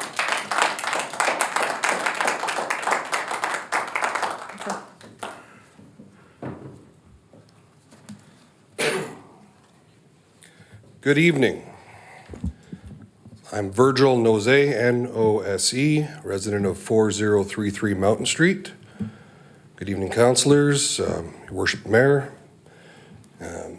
staff, and other presenters. It's been a while since I've been up here at the mic. I go back to time we had a little issue with a few flies, but the first development took care of that. Although we weren't terribly excited to see those first block of back-to-back townhouses go in, we did understand at the time, after reviewing the town's official plan at the time, that they were appropriate. Okay. But like I sat here tonight, I wasn't going to say anything. I wasn't going to speak because I felt I had said enough at the open house. And I've spoken with a few of your esteemed selves about what my concerns are. But we worked hard. We spent taxpayer dollars. We came up with an official plan not even a year ago. I am certain that we had professionals work on our official plan. And our official plan was taken very seriously. It was taken traffic density, future growth, all these things were taken into consideration. We were looking at the future of Beamsville, future of Lincoln. Lincoln is, what, a town of many small communities, correct? There are other appropriate places for high density or higher density development. I don't believe that back-to-back townhouses, triple stacked, which I don't care what anybody says, limits severely who is going to purchase them or rent them out, depending on who's buying them. You're not going to have anybody who's, I don't think, considering retirement, climbing at least a dozen stairs, or maybe 8 to 10 stairs, especially in the winter. And you know the winters we get here, they're kind of semi-winters, lots of ice. Maybe we'll be seeing a steady stream of EMTs rolling into the new development when people come flying off their stairs, but that's just an aside. The fact that they're going to ask to basically eliminate any kind of yard space and propose whatever those 2 lots is laughable. That's not public space. Those are people going to be kicking a soccer ball into someone's picnic, having a dog running over and having another dog, maybe eating it. I just don't see how what they're proposing as green space there for the people that live in those. I don't know how many units was there again. 64, back to back. It's not appropriate. While I understand that they're backing off on their height restriction, I don't understand why they need to build up when they can't dig a basement. Is it just a cost thing? Why don't they get your 2 stories by having 1 floor in the basement and having the same as a bungalow or a normal 2-story house that really reflects what the rest of the neighborhood looks like? As far as you can go with the new development that's already there and everything behind me over to Hickson and Barry Drive, we're not going to stop the development, I get that. It's part of our urban plan. But I do believe that the zoning that was thoughtfully contemplated and passed, obviously by members of this room and others, was done with foresight. It wasn't done just for today, and it wasn't done just for tomorrow. It was done with a view of 20 years from now, maybe 30 years from now. I'm sure if I went and looked at that plan again, I could see what the projections are. Last time I read it was 10, 20, 30-year projections about our growth, our community. That was done with the existing town in mind. We're not going to reinvent how Mountain Street connects to King Street and jogs over to Ontario Street. That's never going to happen.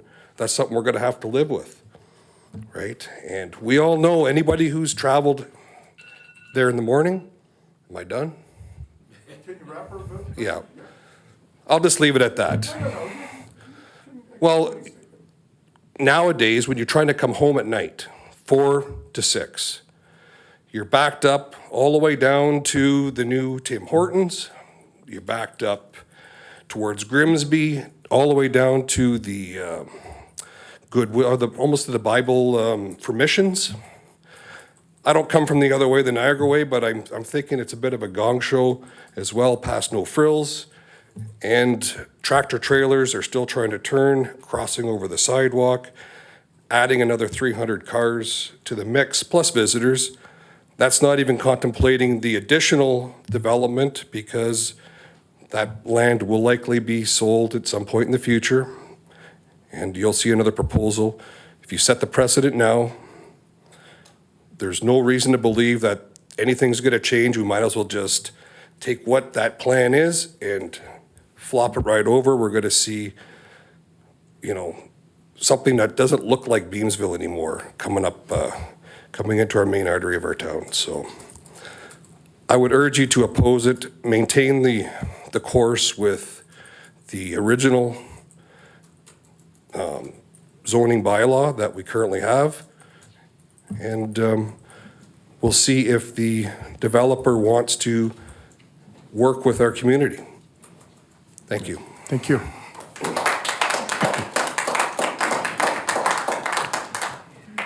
Are there any other persons present this evening that would like to address council regarding the official plan and zoning bylaw amendment applications? Hello, my name is Becky Collins. My last name is spelled Collins. I wasn't going to speak, but I felt encouraged by some of the fellow members here today. So, hi, my name is Becky Collins, and I'm an owner and resident at the townhomes that back onto the space in question at 5,000 Connor Drive. So I apologize. Yes. So I am in those townhomes that are 3-story stacks and the back-to-backs, which is basically a small representation of what's been recommended for the space. What was a beautiful, lush, and natural landscape behind my property has now become a barren, bulldozed space with absolutely no rear privacy. Lozani's homepage states that they exude character in their homes with curb appeal, wide boulevards, pleasing streetscapes, and original home designs with green settings near parks, trails, and wooded areas. Not to mention their well thought out designs. I have yet to see a wide boulevard as defined, which is a wide road typically lined by trees. And there are no green settings, trails, or wooded areas in the nearby vicinity that are in keeping with the area. Their statement of well-planned designs also falls short when a key segment of their proposed design actually prevents garbage removal from the front of homes. The reason I know this is because I'm also dealing with it in my current townhome. The municipality will not pick up garbages where they are required to back up the garbage trucks, so several of those properties on the concept design will have to relocate their garbages in front of other properties. Also, the suggested number of visitor parking spaces will not be enough for the proposed homes.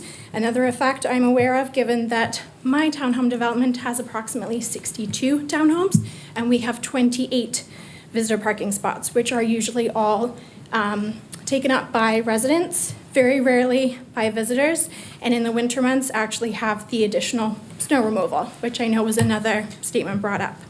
A simple and effective recommendation would be less homes in this space, more green space allocated, tree compensation, and a better design to ensure front of home municipality garbage collection, and a better thought out process for snow clearance so it doesn't affect the limited visitor parking spots that have been allocated for that plot. And that's it. Thank you. Thank you.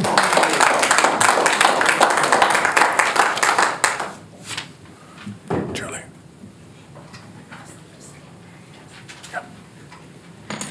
Good evening, everyone. My name is Alda Biancodolino, B-I-A-N-D-O, C-O, never mind. A-L-D-A, B-I-A-N-C-O hyphen D-O-L-I-N-O. And I just wanted to make this brief. On my way here tonight, I drove down Cherry Hill Boulevard, and it's a relatively new subdivision, and there are townhouses very close together, very tiny garages, itsy-bitsy driveways, and there are cars parked on the lawn, there are cars parked in the driveway, there are cars halfway in the driveway and halfway on the street. There are little children running back and forth, and they're very difficult to see sometimes. It makes me very, very nervous. The area, I'm sure lots of people bought them for investments and are renting them out, and they're probably absentee landlords, because the residents around that area have a nickname for the area. It's a very young survey, but we call it the ghetto. It looks really, really bad. And I don't think we want any more ghettos in Beamsville. Thank you.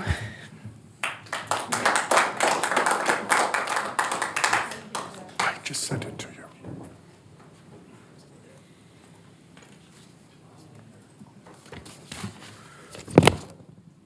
Okay. Is there anyone else present wishing to address council regarding the official plan and zoning bylaw amendment applications by MHBC Planning at 4020 to 4064 Mountain Street? Good afternoon, good evening, everyone. My name is Devin McCutcheon. I live at 4047 Mountain Street. It's MCC-UT-CHEON. I moved to Beamsville 12 years ago.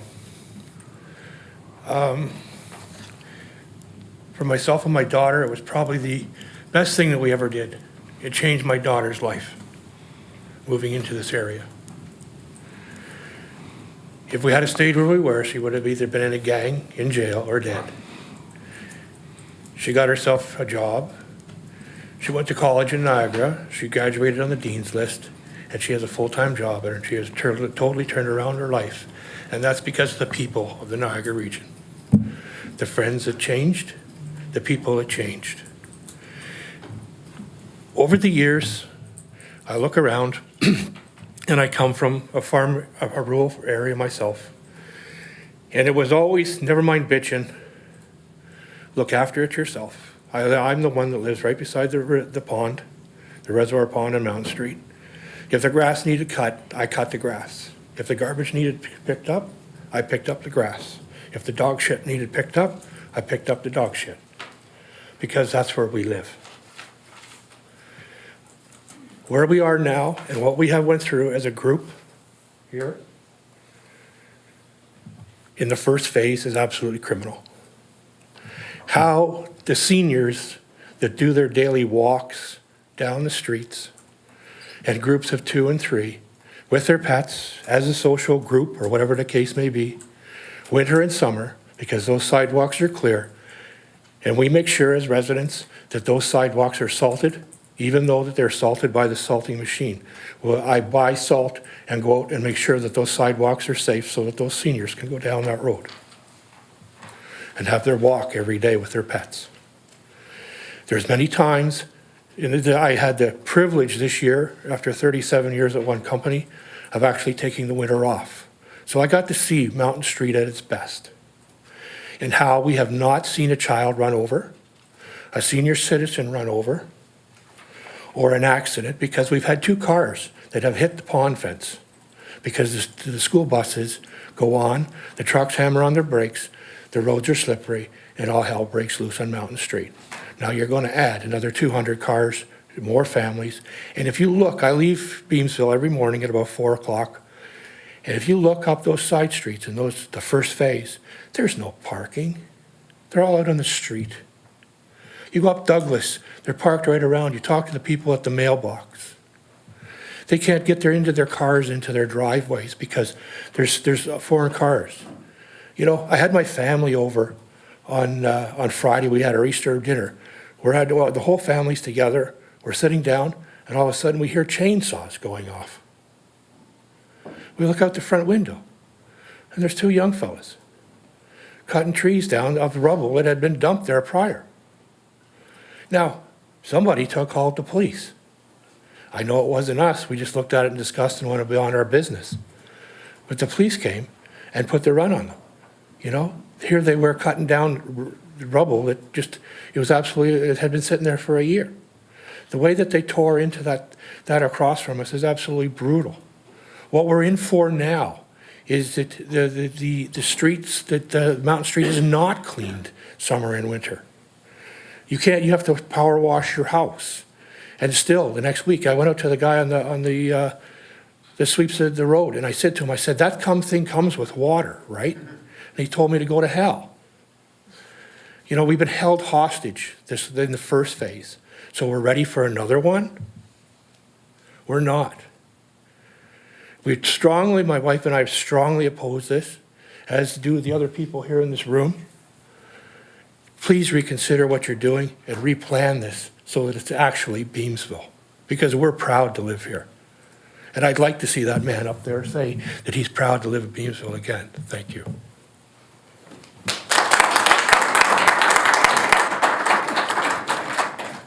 Thank you, Mr. McCutcheon. Once again, any persons present wishing to address council regarding the official plan and zoning bylaw amendment applications by MHBC Planning at 4020 to 4064 Mountain Street. Good evening. My name is Adele McCutcheon, spelled the same way, and I live at 4047 Mountain Street with my husband Devin. I spoke with Adam quite lengthily on Facebook, and I'm not going to rehash everything that everyone has said because we all obviously have the same concerns. My question is this Lozani's greed Or is this provincially mandated density increases? This is the heart of Beamsville. This is the heart of wine country. All these hearts beating in this room, this is our community. Enough is enough. It has been horrible. And when you say a dirty house, it's not right. It should represent the community. And as my lovely neighbor mentioned, how about something beautiful? Something to do with the butterflies, the bees, the birds. Look at Charlie. How many of his bees died? This isn't wanted. Thank you. Thank you.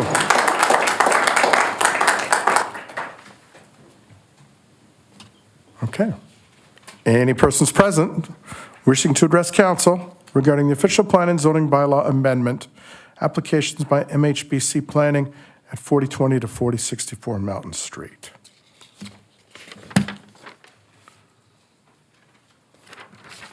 Okay. There being no further delegations for this item, I now declare the public meeting to address the official plan and zoning bylaw amendment applications by MHBC Planning for 4020 to 4064 Mountain Street adjourned.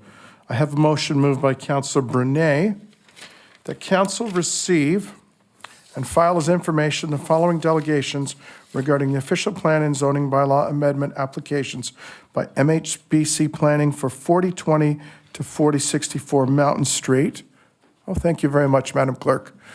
Dave Aston, MHBC Planning, David Jacobs, Linda Wilson, Marquis Charette, Virgil Nozay, Becky Collins, Aldo Bianco Dolino, Devin McCutcheon, Adele McCutcheon. I will now ask our clerk to open the vote. And the vote is now open. Okay. Counselor, what is your vote? In favor or opposed? In favor. Point of order, Mr. Chair. Mary, Is my last name with he doesn't an have N a or an point N? of order. And It should be an N? it's an N, yeah. Is it? Oh, it's an M. It should be an N, yeah. Yeah, thank you. I thought I was going. Thank you. We'll correct that for the minutes. I appreciate it. Okay. Thank you. Thank you.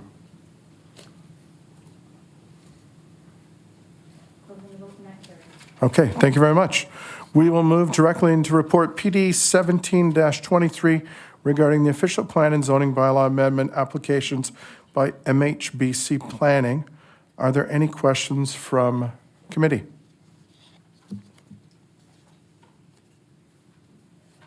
Okay, there being no further, Councillor Russell. Thank you, Mr. Chair. Your pause has shortened considerably. Usually it's a much elongated pause. Again, I want to thank everybody for giving commentary. My question to staff, I wonder if you can give some feedback on some of the setback requests. And again, we've heard a lot of thoughts about how the setbacks, again, are nowhere near the minimum requirements. I wonder if you can give some feedback into how it fits into the town's approved plan, and then also how it fits into the provincial plan. Sure, I can certainly try to answer that, Mr. Chair, through you. So, yeah, there's definitely multiple site-specific setback reductions that are being sought after for this application, some of which, you know, when I look at things like minimum lot area, minimum side yard setback, minimum rear yards, have they been approved in other developments within the town already? They have. In certain instances, does that necessarily mean they're absolutely perfect in all circumstances? Not necessarily. When I look at provincial policy and when I look at, you know, just the general overarching directives and goals that are coming out of that, is there to be a consideration in certain instances of things like reduced setbacks in order to, well, what the province calls most efficiently utilized urban lands? Yes, there should be consideration. But again, there's a lot of site-specific circumstances that need to feed into this. I can tell you now, based on the input we've heard today, there's going to be a lot of debrief happening with the applicant and their team as we look to address some of these public comments. It's not lost on me, the comments about some of the reduced setbacks and amenity areas. So definitely something we'll be looking at, but it would be fair to say these are not unusual in terms of what you see in some infilling developments, not just in the town of Lincoln. We're talking about many other municipalities in similar size, some larger, some smaller. So I mean, it is fairly widespread, but again, doesn't warrant for further discussion subsequent to this meeting. Okay. Thank you, Mr. Chair. Just a follow-up comment. Again, I appreciate that feedback.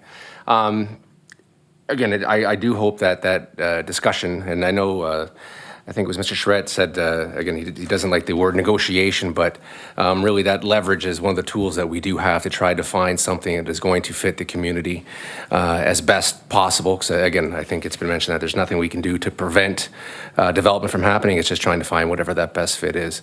I'm also glad that I think it was Ms. Collins gave some input on what her life is like, or her experience with her existing form, and again, how that kind of translates onto this, which would be a much larger version of what she's facing and her residents in her area are facing as well. So again, I hope whatever those next steps are, I hope that we do leverage as much as that discussion as possible to try and to find that best fit. Thank you, Mr. Chair. Thank you, Councillor Russell. Councillor Reimer. Thank you, Chair Patriva. Through you to Director Bruder, I wondered, Matt, if you could comment on, I see it as an elephant in the room. Bill 23 and the subsequent policy PPS that was passed last week, I believe. How does that affect this? Not so much traffic. Traffic is traffic, but it is related indirectly to setbacks and build form, that kind of thing. How much does that affect? In other words, if this had happened a year ago, right? Does that change this? Does that change things, or can you comment on those? Comment on that. Yeah, through you, Mr. Chair. I think, if you go back a year ago, there was already a lot of movement towards the provision of more housing options, again, making use of that existing urban area that municipalities have within their boundaries. All the more important here, you've heard from me many times, this is a municipality where it is largely constrained from a developer's perspective in terms of land being protected by the Greenbelt Plan or the Niagara Escarpment Plan. We're talking about 2/3 of the land within Lincoln that aren't going to be subject to development of any significance anytime soon, other than, rural residential and agricultural uses. But does Bill 23 change that? Absolutely. We're talking about a piece of legislation that's come forward that's kind of reduced our say, we'll call it, with certain things like urban design through the site plan process.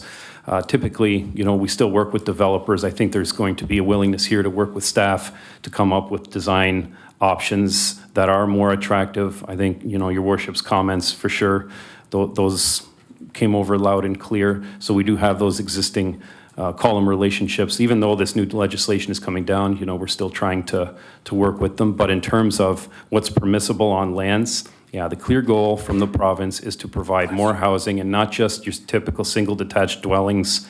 In Lincoln here, we're sitting at about 70% of land we have for residential offerings. That's currently single detached dwellings. They're looking for a wider range of housing options at different market prices, at different sizes, to meet a myriad of what the needs could be. So Bill 23 definitely does add emphasis to that. So hopefully that answers your question. And a follow-up, if I may, Chair Patriva. And along those same lines, Director Bruder, the option or the proposal of private roadways as opposed to municipal roadways, does Bill 23, I know you've given us lots of feedback on it, it's a mountain of information. Does that affect that directly as well too, that option of public roadways to private? And I'm speaking to width and to drivability. Yeah, through you, Mr. Chair, I think it does, just in terms of, again, that general theme of trying to ensure that the land's utilized most efficiently. You said it yourself, a lot of the private roads, they don't have to be quite as broad as the public roadways do in terms of width. So I think there is a bit to that. However, Bill 23 doesn't go down the line to specifically mandating, a condominium style over a traditional ownership typology. So, I think there is some indirect correlations to that, but that's about it. Thank you, Dr. Bruder. Thank you, Chair Patriva. Okay. Councillor Michalak. Thank you very much, Chair Patriva, through you to planning, Matt Bruder. I just want to say, I with these sorts of applications, I don't envy the position you're in. I think it's challenging. I highly doubt I could ever do your job, and I do respect your position for what you're balancing with the public as well as the council and the province as well. The question I have is with regards to these shared ownerships or these condo type things, do we as a staff, do we as a council review these sorts of agreements to ensure that purchasers of these properties are not surprised down the road when they find out that there's enforcement on parking within there? The garage can't be full of stuff, boxes. The town is not obligated to provide street parking. The snow will be removed. It's not going to be pushed onto town roads or town parks. Do we review these sorts of documents? Through you, Mr. Chair, we do. Typically, a lot of that comes through, not all of it, some of it we assess at a high level now, but a lot of it comes through, should an application like this proceed through zoning and official plan amendments. Typically, the next stage there is the site plan process, and then doing the draft plan of condominium. It's a little, well, that can happen earlier too, but it's a little more of a detailed design process. A lot of times when we identify whether or not there's going to be regional or private waste collection, for example, that gets included in a site plan agreement that's culminated at the end of that detailed design process, gets registered on title. We have conditions in that agreement, one of which pertains to the garages too, in these sorts of scenarios where, the allotment of one space in the garage and one space in the driveway is included in the purchase and sale agreement. Again, that's an agreement. It's registered on title. It's not just a simple signatory agreement. So we have those conditions within those agreements moving forward. Thank you. And I think the point I want to try to make is that it's not buried in 30 pages of, paperwork, that it's clear and simple for, people to know what they're purchasing and what their obligations are down the road when they're considering purchasing one of these units or any unit like this within town of Lincoln. That's the point I'm trying to make. Thank you. Thank you, Councillor Michalak. Councillor Bernay. Thank you, Chair Patriva. Through you to the Director of Planning, Mr. Bruder. During the time that has passed since the public meeting, a number of residents have reached out to Councillor Patriva and I as ward councillors. And one of the items that one of the resident brought up, I don't believe it's part of the report, but I could be wrong, was a question with regards to the 5-meter wide strip of land along Mountain Street that's referenced that might be required to be dedicated to the region to promote future flexibility to increase the width of Mountain Street. I'm wondering if Mr. Bruder could just kind of elaborate, comment on that for the residents.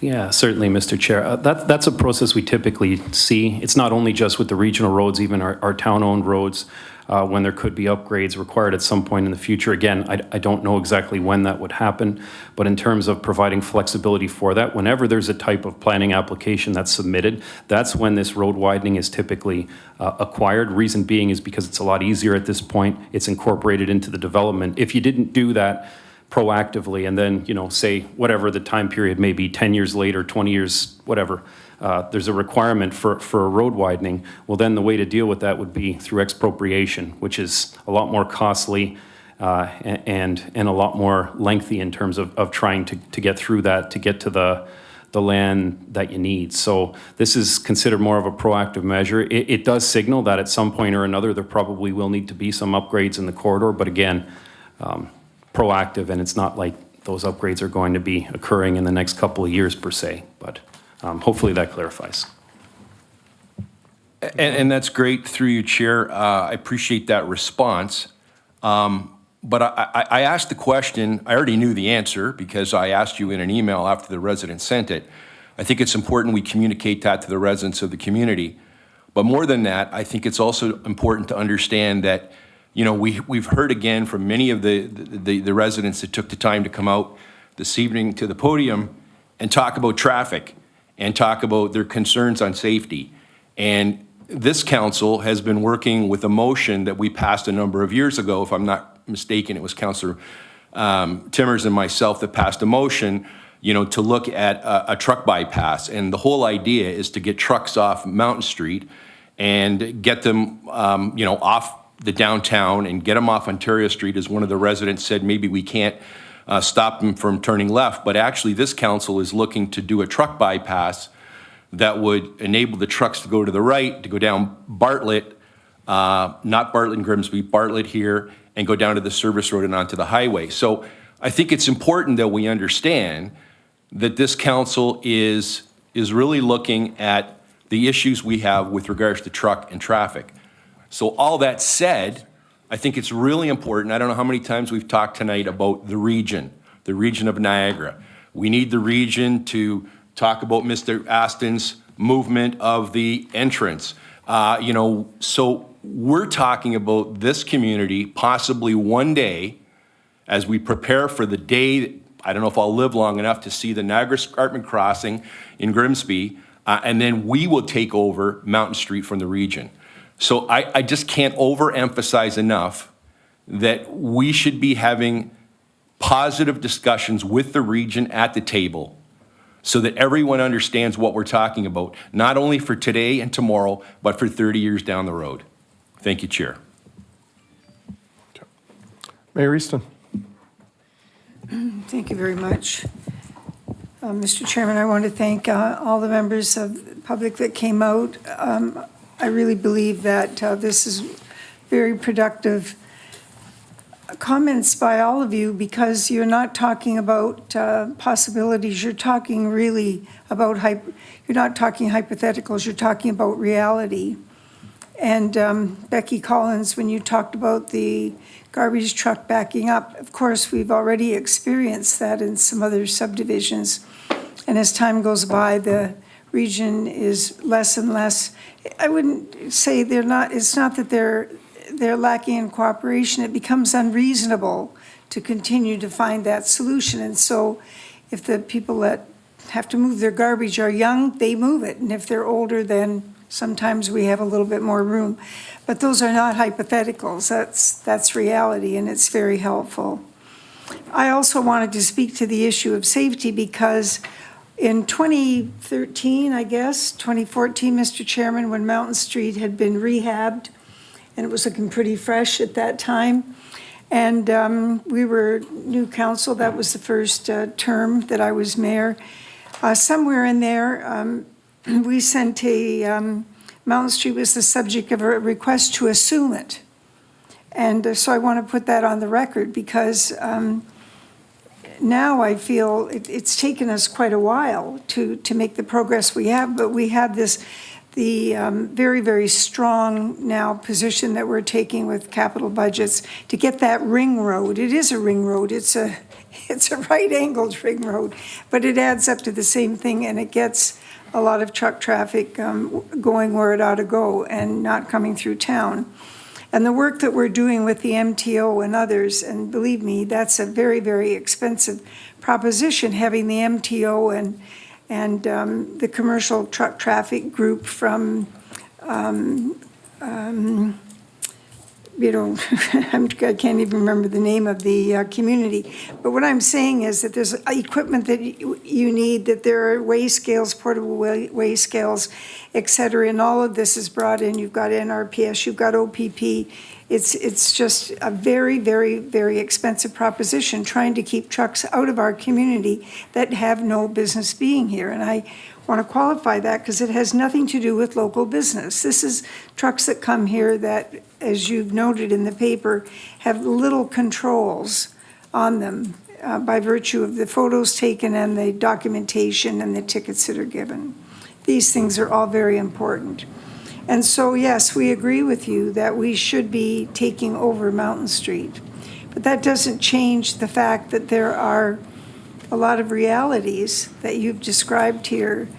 And my first questions that I asked had to do with the ability of the town staff to go back at this again with the developer, which they will do because they do this with every application, I can assure you.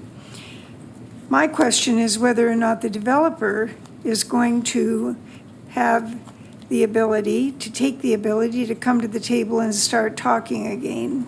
There's a lot of things to discuss. There's a lot of issues here. Yes, we know that things are registered on title, but all it does is add to the cost of enforcement if we have to go around and start enforcing whether you're in the garage or whether you're not in the garage. And who's going to do that?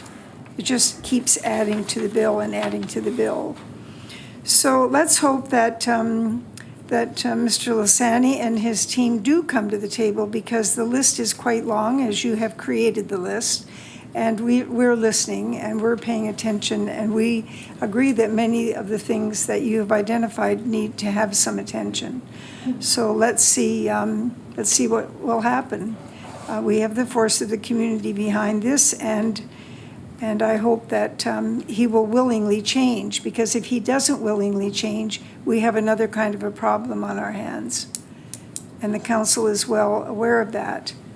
Because if we don't agree with this, we will find ourselves very quickly in a situation of having to find staff members outside of this community to defend this somewhere. I don't know where it would be defended. Because in the past, things went to the Ontario Land Tribunal. And now I don't know whether it's going to be a hearing or whether it's going to be a reading, and then they'll make a judgment. These are things that we don't entirely know. But I want to speak with you very frankly about these things, because these are realities for us. Thank you very much, Mr. Bruder, for, again, an excellent comprehensive report, and thank you very much to the community. Thank you, Worship. And to Mr. Bruder, I think the key we've heard tonight is negotiation, right? Even though Mr. Schray, that's not in his vocabulary, but it's, and Councillor Russell mentioned it, it's one of the tools in our toolbox we have. Ms. Collins made the point of the private road to the north of her, if garbage can't access it. Councillor Brunet and I were getting emails that there was a large dumpster at the front of the property that people were throwing this, that, and the other thing in it, televisions, mattresses, bed frames, you name it, and then when it was finally removed, they continued to do that bad behavior out of it. Well, and the mayor mentioned this, I mean, if theory and reality are two vastly different things. So theoretically, if a private road looks good on paper but doesn't allow a regional garbage truck access, that's something we don't want. That's something that's no good. It's something that doesn't fit the needs of our community. So we've heard a bunch of concerns tonight. I'd like to thank each and every one of you for coming tonight and you know what, having the courage to stand up and make your thoughts known. I would like to remind you, though, in future, we got to watch some of the words we pick, because some of those can be disrespectful and hurtful to others. Right? So just be mindful of that. I know you're emotionally charged, and I know that when you speak off the cuff, freestyle like I do a lot of times, sometimes you slip up. The mayor is constantly tugging on my jacket because there's a phrase I like to say that I can't say here. I can say it on the ball diamond. I can say it in the hockey rink, in the dressing room, but I can't say it around council chambers because it is a parliamentary setting. It's something that we have to use respect when dealing with each other. We can do that in a respectful manner and get our points across. But well taken. I think, and again, I got to remind everyone, no decision's been made. That's why we have these public meetings, for people to come in and make your thoughts known. You guys live in that neighborhood. No better people to hear from than each and every one of you. And to Mr. Bruder too, maybe we need to go back to that development off of Connor Drive and do a little reconnaissance and see what's working and what's not. Because if the visitor parking isn't working there and it's much smaller because people aren't using their garages and their driveways properly, then you know what? It's broken. So we're not going to replicate that. So just that the groups get together, sit down, hash this out and come forward with something we can look at a future date. So appreciate that.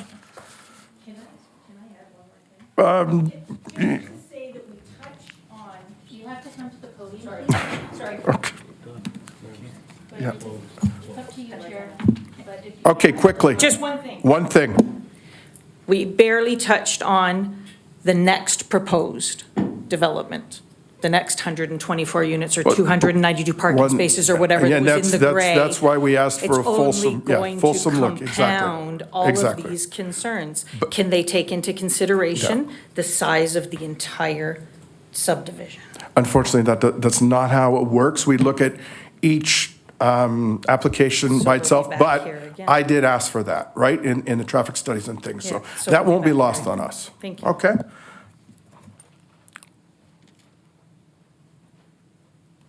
Okay. We've now concluded our statutory public meeting section of the agenda. Do we have a motion, Julie, or we've done the motion? Okay, so there being no further questions, I have a motion moved by Councillor Brunei to receive and file for information report PD 17-23 regarding official plan amendment and zoning bylaw amendment applications by MHBC Planning at 4020 to 4064 Mountain Street, and direct staff to prepare a recommendation report once all comments have been received and any identified issues have been addressed. I will now ask our clerk to open the vote. And the vote is now open, Chair.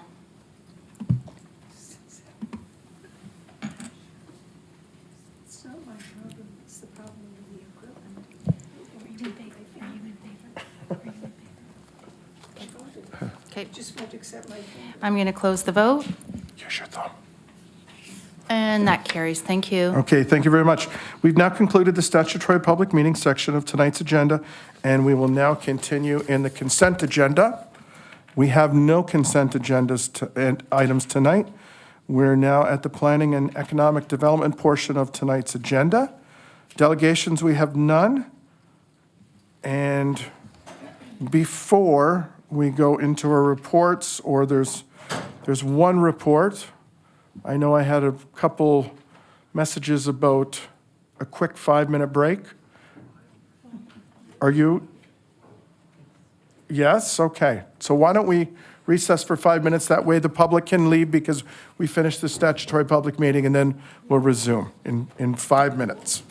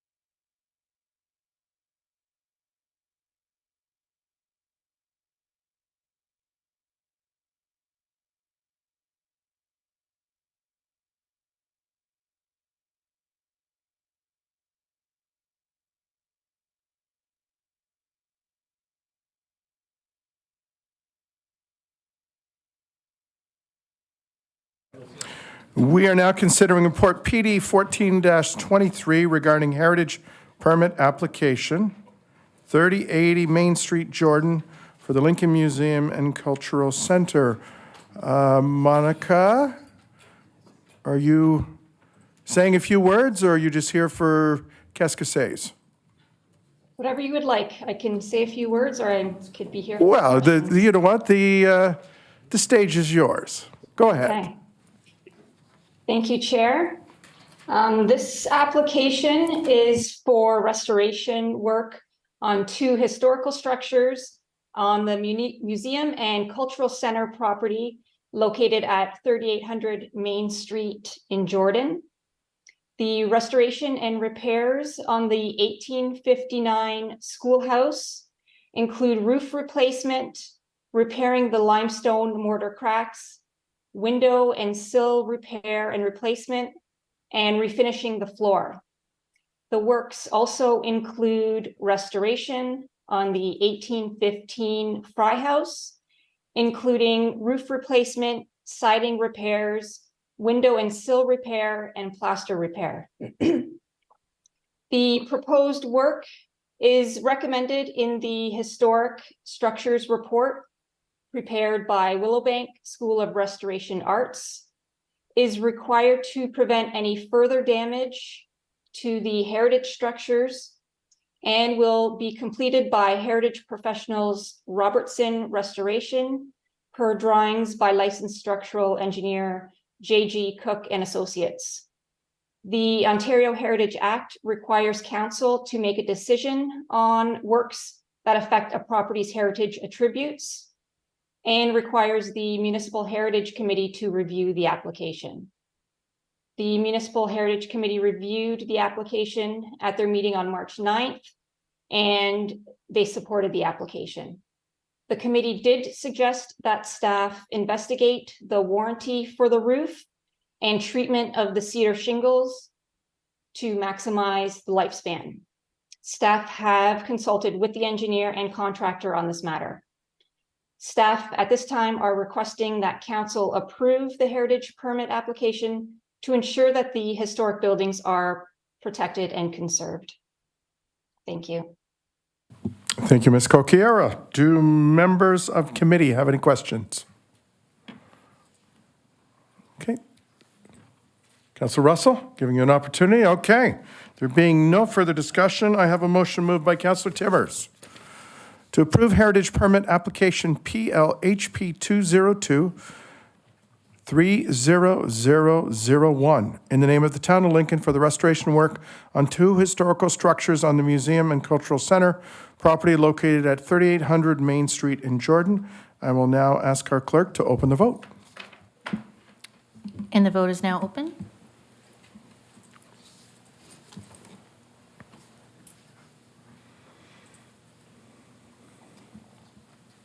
Councillor Brunet? Are you in favor or opposed? Thank you. And I will now close the vote. That carries, Chair. Thank you very much. There being no additional reports to consider for the Planning and Economic Development Committee agenda, we've now concluded that part of tonight's package. We will now rotate and allow Councillor and Chair Lynn Timmers to assume the chair's role at this time for the General Business and Finance Committee agenda.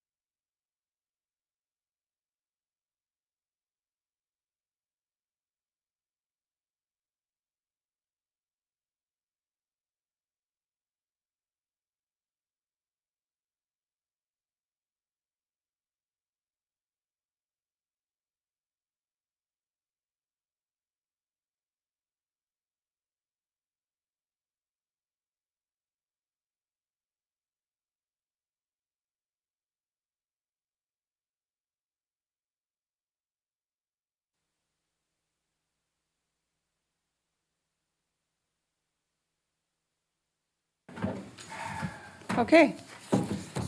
Everyone settled?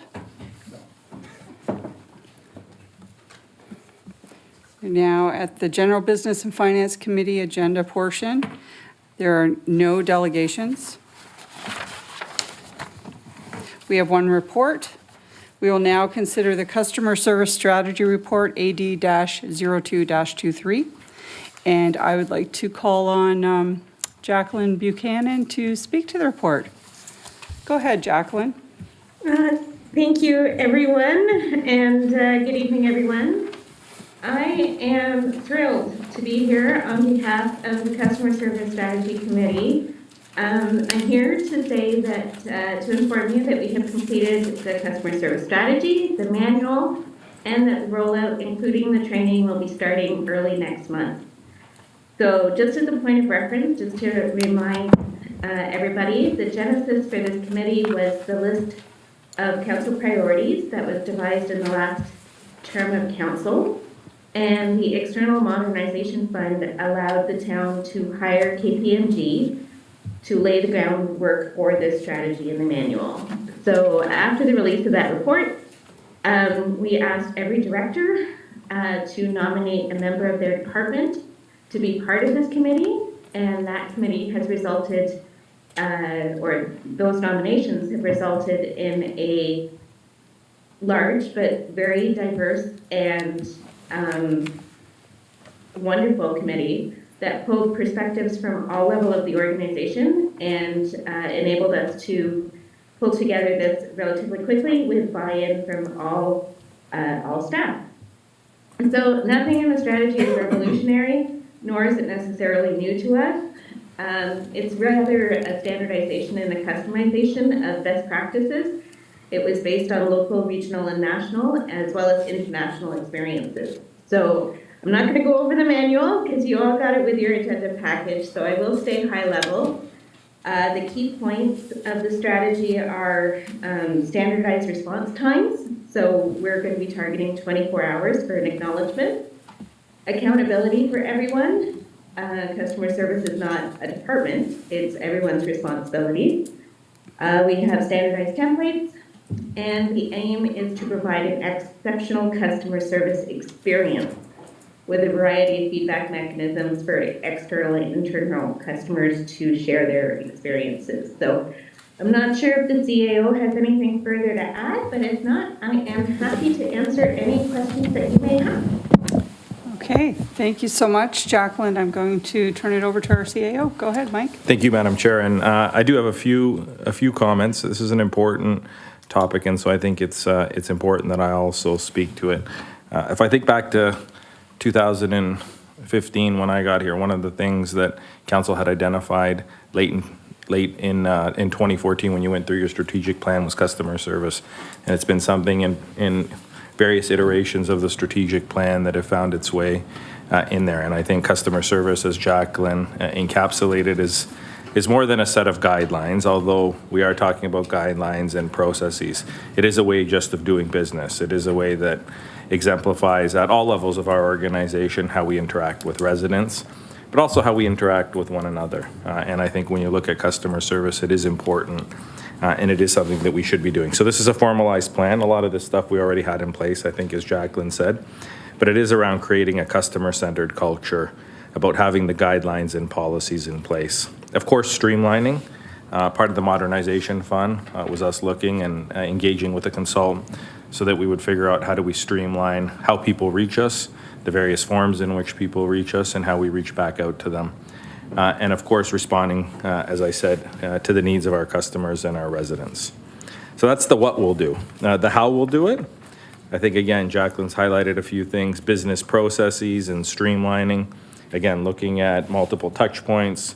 How does a call come in?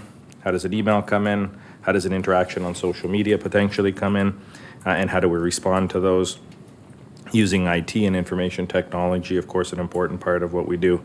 Our telephone system, again, triaging how things come in and how we respond to residents.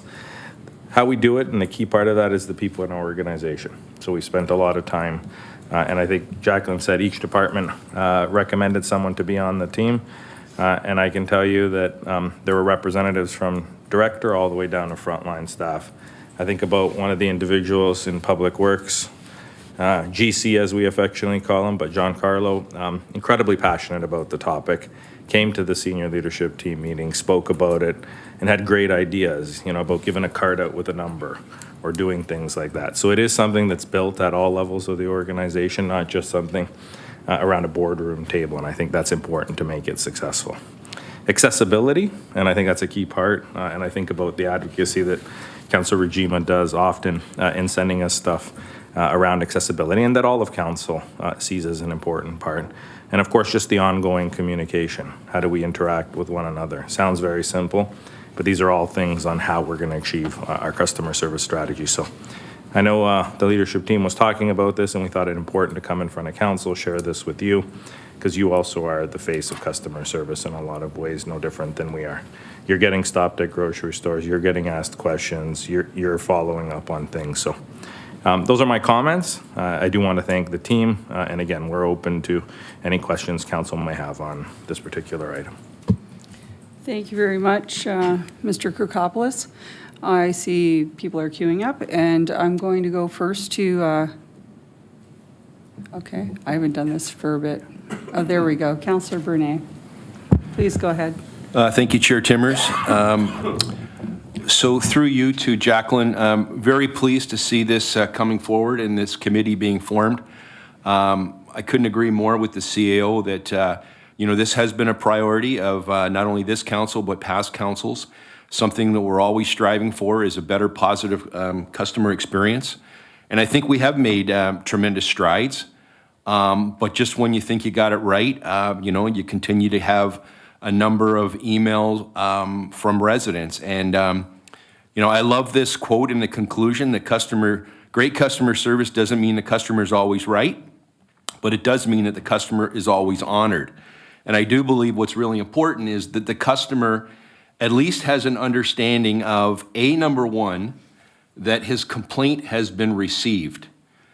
Just recently, Councillor Pachariva and I received a number of emails from customers who were sending in and taking the time to do an online form that was coming in to bring to our attention streetlights that weren't working, potholes that were in the community, and a number of other issues.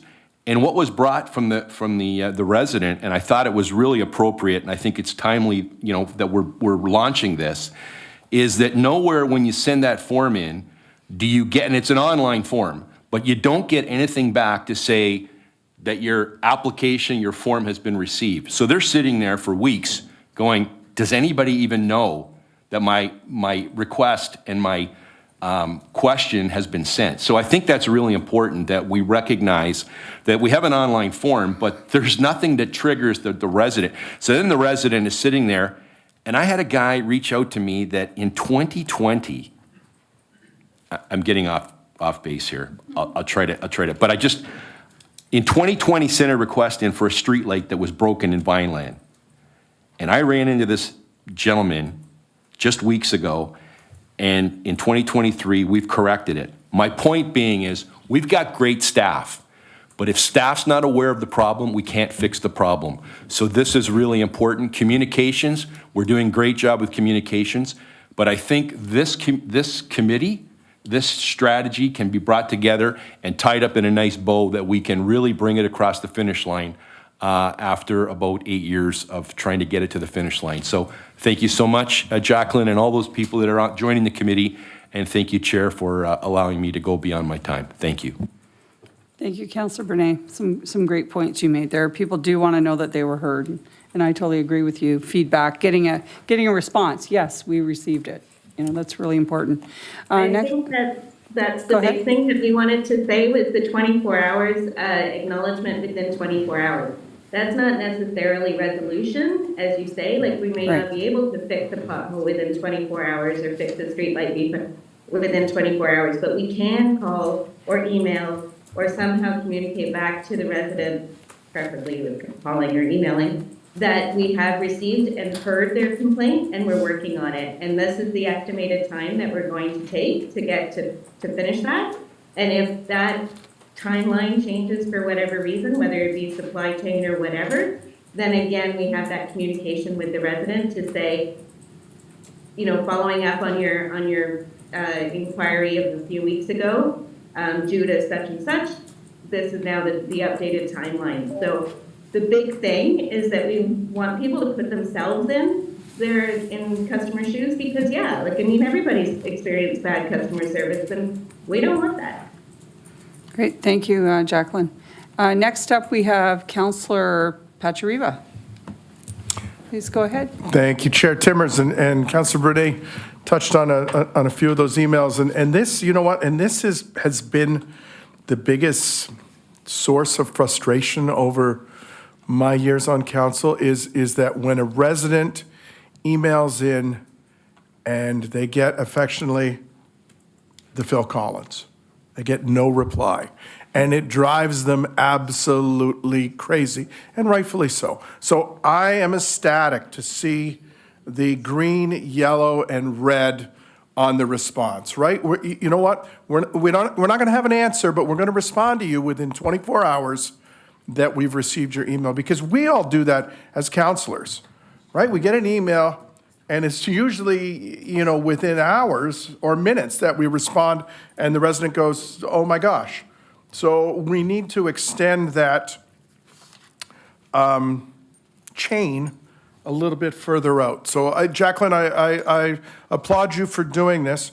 Now, question though is and Councilor Brunet touched on it, so those online forms, we'll get an answer for those too, okay? And the other thing too is that when someone calls in and they leave a message, and it seems to maybe go in a general email, can we make sure going forward that all of these messages, that these, and I'm gonna use the, you know, the black hole terms, that those are gone, that everything is assigned to a person, right? So then that person responds, because I think that's what happens maybe is they go in a general box and they don't, for some shape or reason, maybe someone thinks someone else answered it. And I know that Director Wagner had put some, what's the word? Technology in place that actually tracked when people had sent an email or a telephone call, and then how quick the response was. So just hoping to maybe close that loophole, Jacqueline. Definitely. Through you, Chair, to Councillor Pachariva, yes, that is one of the tenets of the strategy, is that an employee owns an inquiry.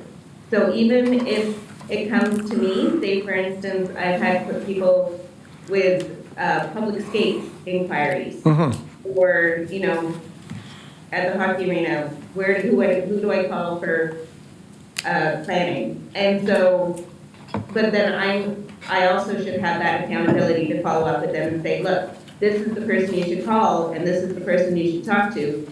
And then have you talk to them? Everything okay? Are there any more questions that you have? Fantastic, because if this works, because and I think it will, you're right, and I got a lot of faith in you, and in this process, because you know what, ultimately that's probably 80% of our emails and calls is that a concern to town hall has gone upon deaf ears, and the resident doesn't know where to turn to. So if this alleviates that, I am forever grateful to you and the team. So thank you. Thank you, Councillor Pachariva. Next, we have Councillor Reimer. Thank you, Chair Timmers. Thank you, Jacqueline, for this report. Councillor Brunet touched on two of the points that I was going to make as well with regards to acknowledgement of the message, and as well that quote at the end of your report. That was, yeah, I'm going to use that one if you don't mind. I already think that staff do an awesome job here of customer service and customer response, but as someone who contacts the region and other municipalities in our region on a fairly regular basis, I think you hit it on page 3 in your report. There's a sentence there that even if we can't meet those timelines, that there's a conversation with the with regards to inquiry that, you know, what the timeline will be. Because a lot of times it's just, it's the answer. It's not even the 24 hours. It's just, you need to know which way to go. If no is the answer, that's cool. But it's the speed, but if you can't get it, you know, hey, this is when it's going to come in, great. You know, someone can plan the rest of their day or how their projects or whatever they're dealing with. So, yeah, I think it's a great report, and kudos to you for already doing a great job, but wanting to make it better. So, thank you to you and your staff. Thank you, Chair Timmers. Thank you, Councillor Reimer. Next up, I have Councillor Rajima. Go ahead. Thank you, Chair Timmers. So, and thank you to the CAO for bringing up accessibility, because that was one of the comments I was going to make. I love that everyone's going to be receiving customer service training, because sometimes when communicating with people, there can be cultural barriers and barriers related to physical and mental challenges. That's very important to consider when working toward being prepared to be effective at conflict resolution, which is mentioned in the report, and effective communication generally. So I didn't read it in there, but will diversity, equity, and inclusion training be included as part of the customer service training through you, Madam Chair? Through you, Madam Chair, yes, it will. It is part of that whole communication training and the accessibility sensitivity training as well. And I think more in terms of that we have a subcommittee, as it were, led by Andrea Chambers, who can talk a little bit more in terms of the specific things that will be covered in the training. But that is what the hope is, because as you say, simple miscommunications or simple things can be misunderstood.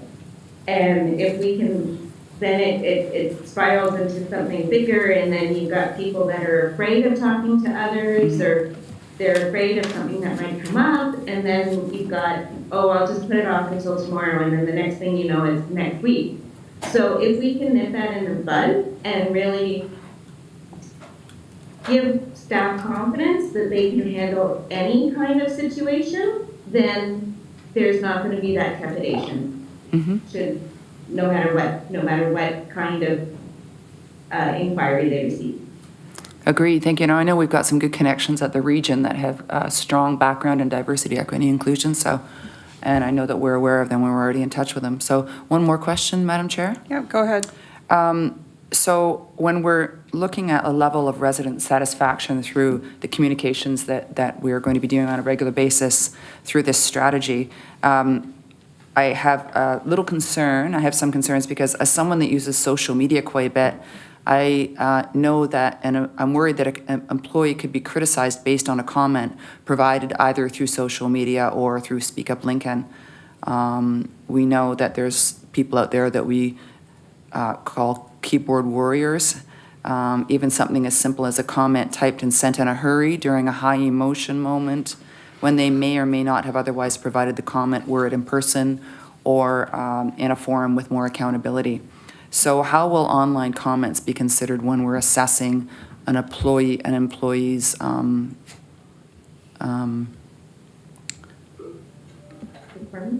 performance? Yeah.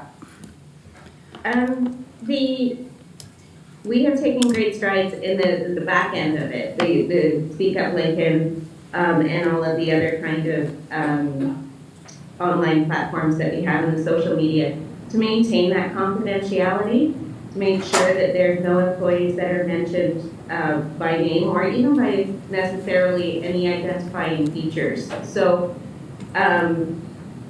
there's always, as you well know, 3 sides to every story. So we want to make sure that nobody is judged unnecessarily or prematurely.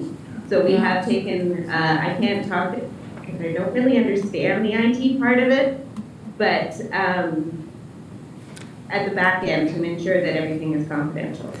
Okay, thank you, Jacqueline. I think our CAO wants to add something as well, so go ahead, Mike. So through you, Madam Chair, and great question, Councillor, in terms of social media, but just generally employees and separating one's personal views potentially with one's employment views. And I think we do have an employee code of conduct that often talks about employee behavior as well as just some of the principles of conduct that we expect. And I think we have to look at each of those situations very individually, should something like that arise.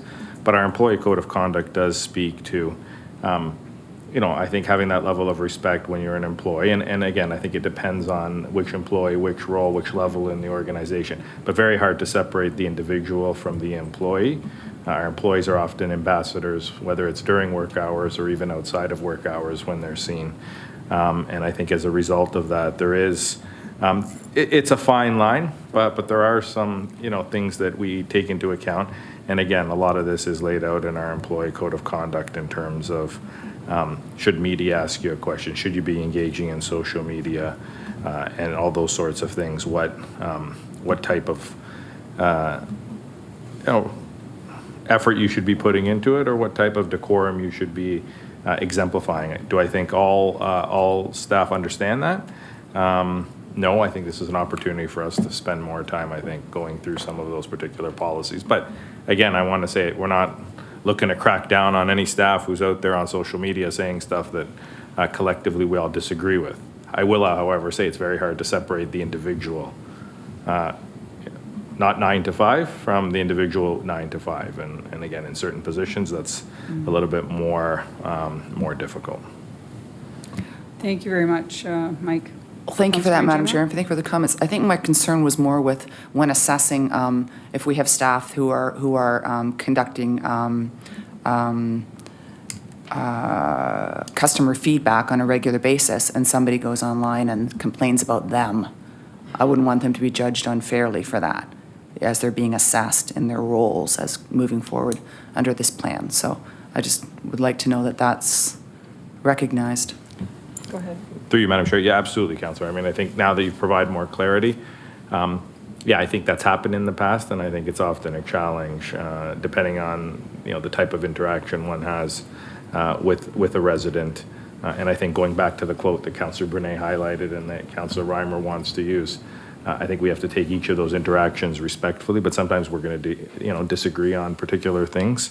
But yeah, I think we're going to look at those, and directors and managers and supervisors are going to ensure that those are considered when we're looking at people's performance.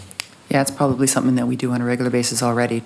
I just wanted to bring that up because I think it can be a concern. Thank you. Thank you, Councillor. Next, we have Councillor Mikulik. Go ahead. Thank you very much. There you go. Sorry. Thank you very much, Chair Timmers, through you to Jackie.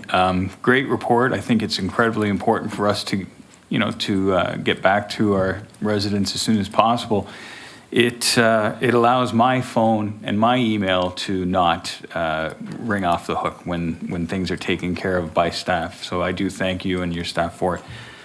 With this question about the survey itself, the external survey, I have to ask, this survey was taken in February of 2021 at the height of COVID. I feel like people were tough. We had a lot of tough customers, and yet 80% or so were satisfied on average, both business and residents. How did KPMG source the residents or the businesses to survey? Jacqueline, are you going to take that one?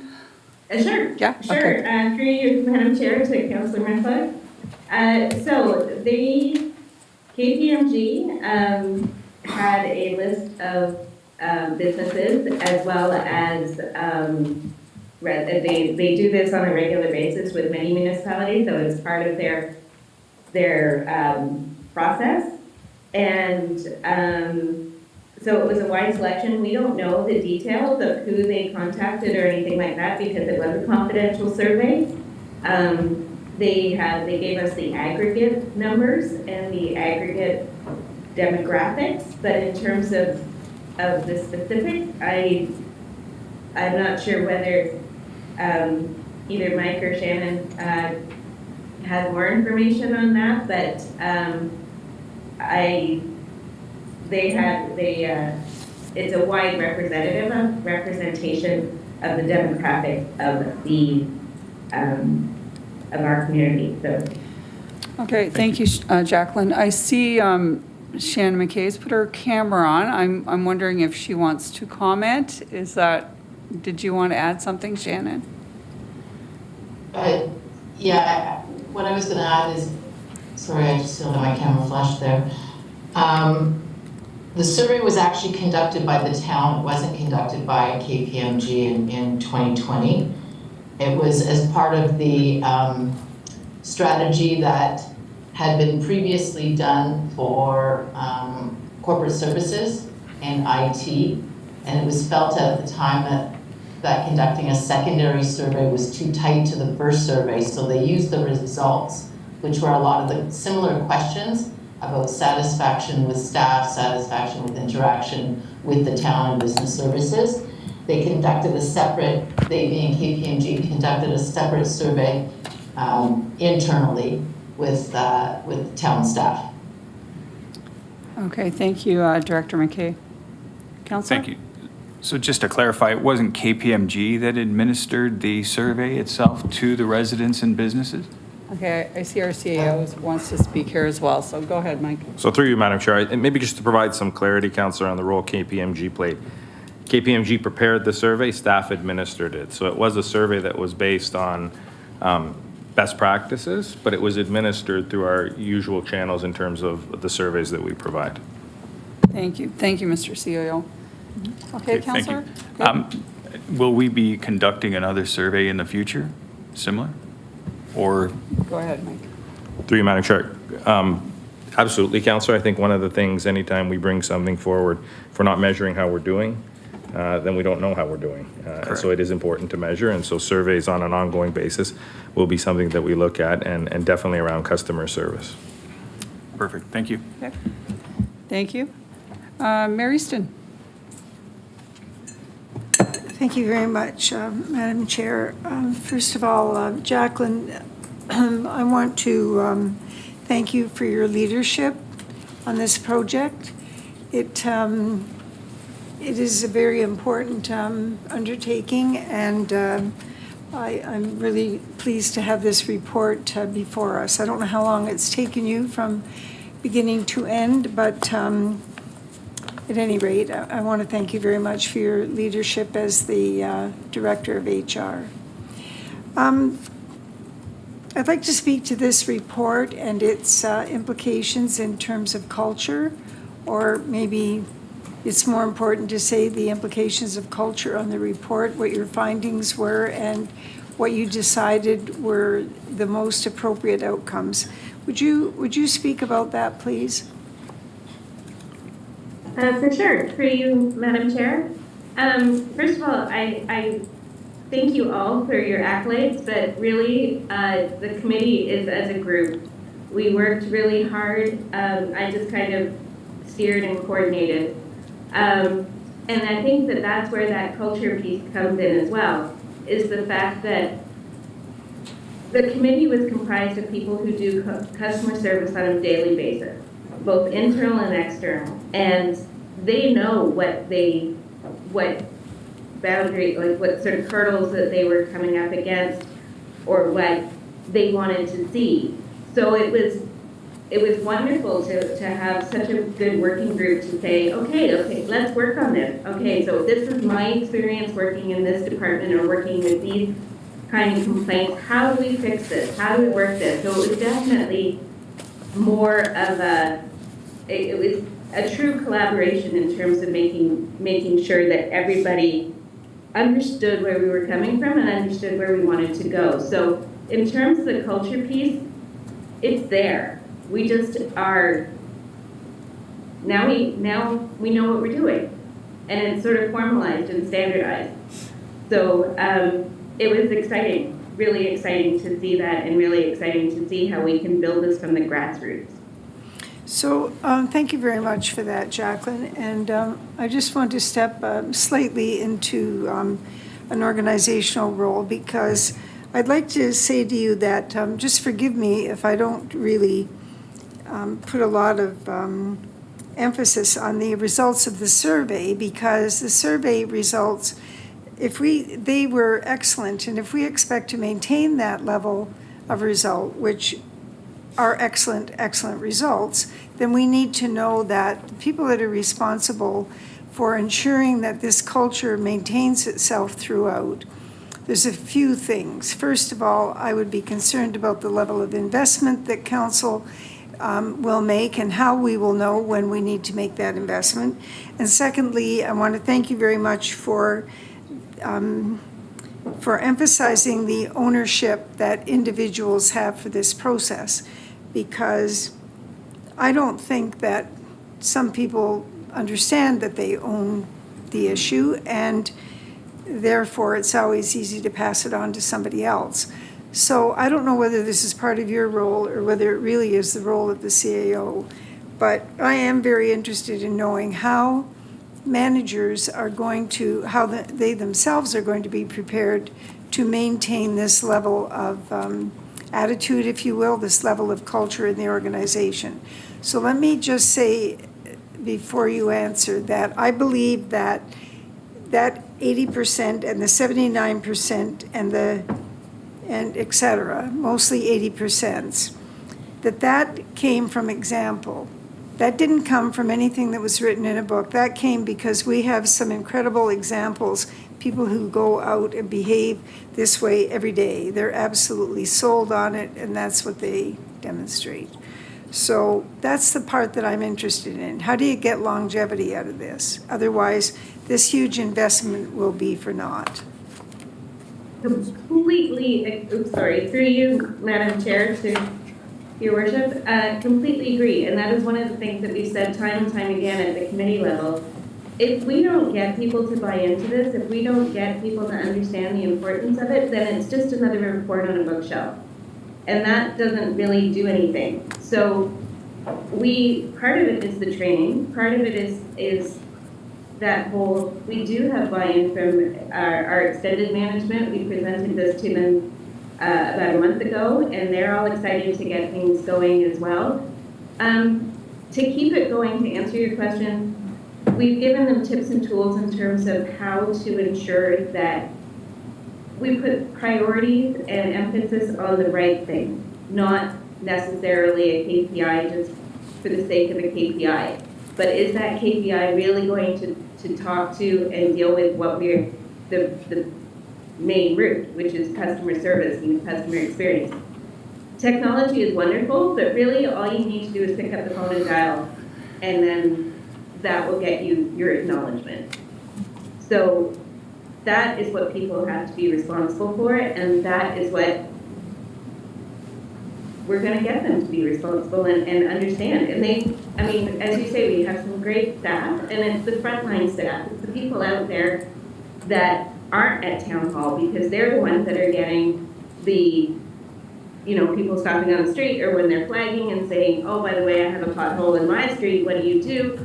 Those are, we really want to make sure that everybody feels part of this and everybody feels supported. So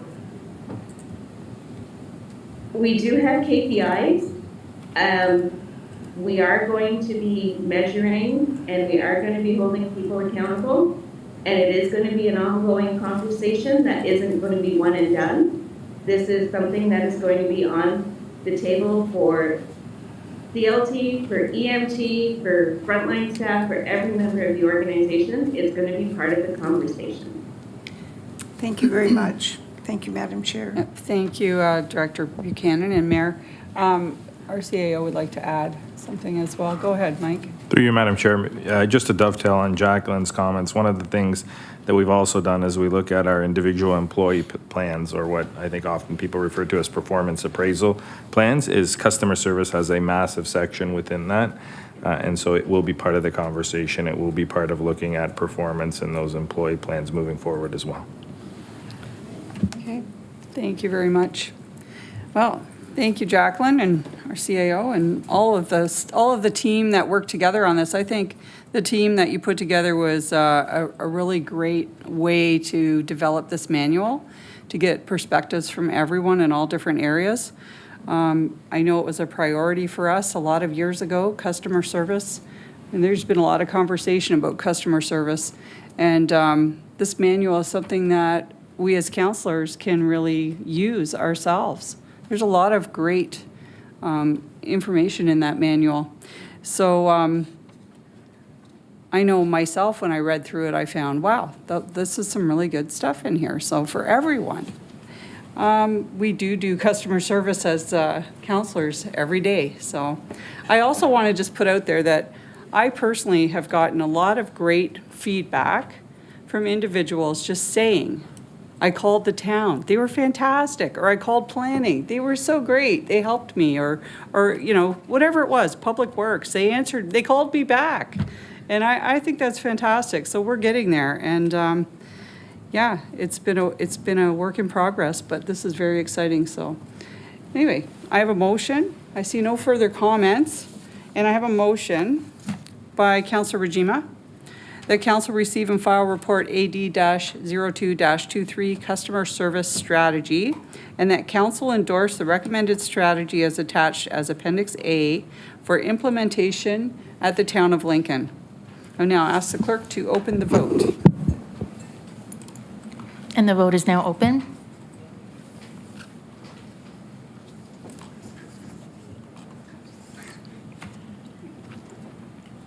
I'm in favor. And I will close the vote. And that carries, Chair. Thank you very much, Madam Clerk.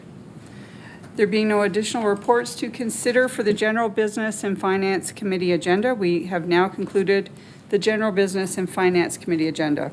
We'll now rotate to allow Councillor and Chair Tony Bernay to assume the chair at this time for the Community Services and Infrastructure Committee agenda. Thank you.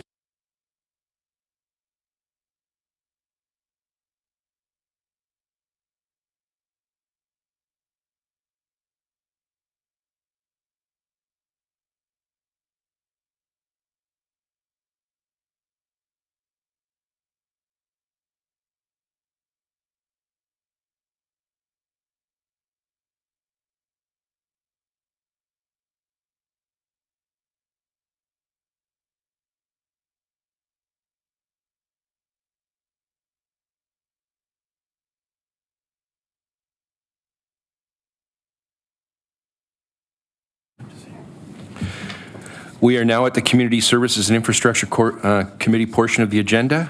We have no delegations this evening. So moving into 9.2 reports, we are now considering report CS 04-23 regarding the proposed parkland renaming for Jordan Hollow. Our Associate Director of Recreation and Culture and our Cultural Development Coordinator will be providing a comment on this. Sarah and Jessica, please go ahead.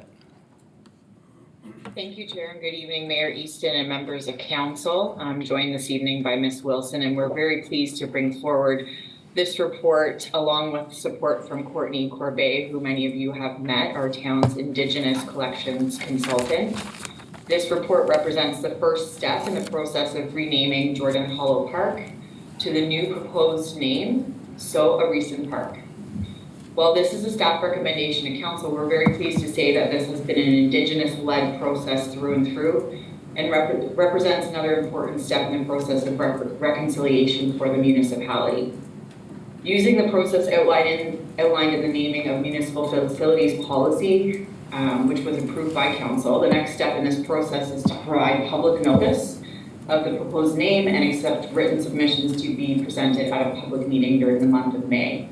Following the public meeting, staff will bring forward a final naming report for council consideration during the month of June, which is coincidentally National Indigenous History Month in Canada. I'll now pass it over to Jessica. She's got some brief comments that she wanted to share about the importance of language in a cultural context and stakeholder engagement that we've used to date. Jessica? Thanks, Sarah.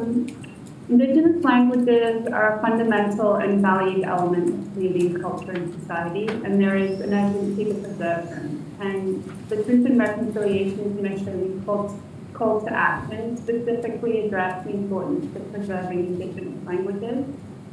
So at the town, staff have worked with Indigenous stakeholders in the creation of the future So Arisan Park, and at all points throughout the process, we have centered Indigenous voices when making decisions.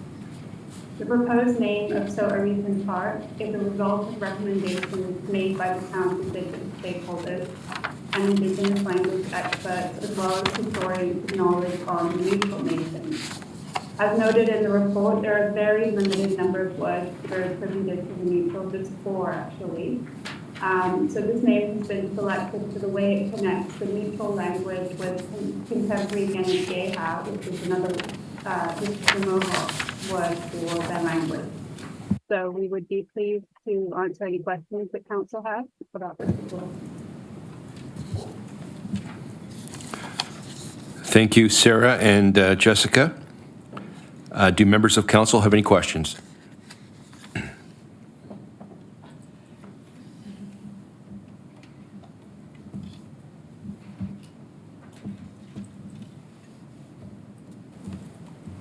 Councillor Timmers, please go ahead. Thank you, Chair Bernay. It's a very exciting project, Jessica. Very, very exciting. My question, I was a little surprised when I was reading the report about the burial site from the mid-17th century, only 0.5 kilometers from the park. I just was very interested. Could you just give us a little bit more information on that? Absolutely, Ted. So we know that Jordan in particular is a very significant site for the neutral nation inhabitants, and around 1600 there's evidence of a multi-generational settlement just half a kilometer up the road from Jordan Hollow. So there's ample evidence always from Lakeland to Grimsby and elsewhere in Niagara as well that the neutral were very heavily settled in this area. Unfortunately, in around the 1650s, because of war and disease, the neutral nation were absorbed into and assimilated into the 5 nations. So that's why there's so little known about their culture and their language to this day. But we do know that Jordan in particular was a very significant site for their settlement. That's great. Thank you very much, Jessica. I just found that really interesting. I just thought maybe if the residents were, if anyone's tuned in, I think they'd be really interested to hear about the history as well. So thank you, Chair Bernay. Thank you, Councillor. Mayor Easton. Thank you very much, Mr. Chairman. So Jessica, I've listened to the YouTube verbal statement. I've heard you say it. Now I'm going to say it and hope that I don't mess it up. Soarison? Soarison. Which is it? So it's interesting, and in the report I go into a little bit of background on the name and where we landed with the pronunciation and the actual proposed name for the park. So there were 2 French missionaries who recorded the name of a neutral chief. One of them recorded it spelled Psourisen, or something to that effect. I'm sorry if I wasn't absolutely correct. And then another spelled it with the F, starting with an F. So when we were consulting with our Indigenous language specialist, Alyssa General, we talked about the evolution of language and you know, the problems, I suppose, with using a translation that was from a French missionary rather than an actual Indigenous contemporary interpretation of the word. So where we ended up, it actually means who's shaking a net. That's the translation for the word, and it's Soarison. But you know, you shouldn't be embarrassed about mispronouncing it. I think, you know, any attempt is welcome, and you know, I don't think any member of the public should feel ashamed of mispronunciation at this point. That's kind of the direction we've received. It's the intent behind the naming and the town's commitment to supporting Indigenous language through the name of the park and in the interpretive panels that we're going to be putting within the park. That is really what the value is. Well, thank you very much, and that's very helpful. As an example of teachings around truth and reconciliation, Mr. Chairman, I would just like to say that I have heard about the Neutral Indians my whole life, but they were never described as a substantial and real people, because they had all disappeared, and all you ever heard about them was that they had been annihilated. No one said that they were absorbed into another community, they just said that they were all annihilated.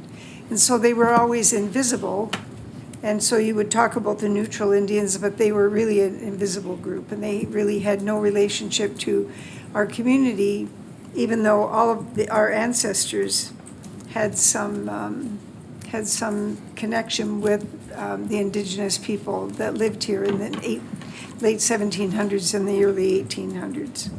So now to have this park named after a real person, and to have look forward to the symbols that are going to be going into this park, I think is really a tremendous addition to the culture of our community, and something that we should all be proud of, and also the sheer fact that we have been able to interest Indigenous experts in what we're doing here, to the point that they're willing to share with us a name that is from their people.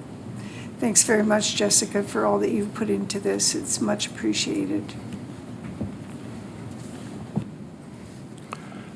Thank you, Mayor Easton. I don't see anyone else in the queue, but I did want to make a comment. I appreciate all the work that's gone into, as Mayor Easton has acknowledged, and I think it's going to be just a wonderful, wonderful park. And I think, the engagement with the Indigenous groups is wonderful. One of the things that I took away from the Roma conference, and I know Councillor Murray was there and Mayor Easton was there, and one of the keynote opening speakers was an Indigenous person, and he spoke to the group, probably 1,500 or 2,000 people in the Grand Ballroom at the opening of the Roma conference. And he talked about reconciliation, and he also talked about land acknowledgements. One of the takeaways for me was in the land acknowledgement, he said, it's wonderful that people are doing it, and they do it everywhere, and it seems to be more of a focus. But he goes, if you're going to do a land acknowledgement, at least pronounce our name properly. And I think it's really important that we're actually doing this process and sending all this information out, so that even as a council and as a community, we're going to practice this and get it right when we have the grand opening, because I think it is important not only to make this naming, but to make every appropriate means to get the pronunciation as close as possible as we can get, and make sure that the people that we're trying to remember, we're doing it appropriately. So thank you for all the work on this.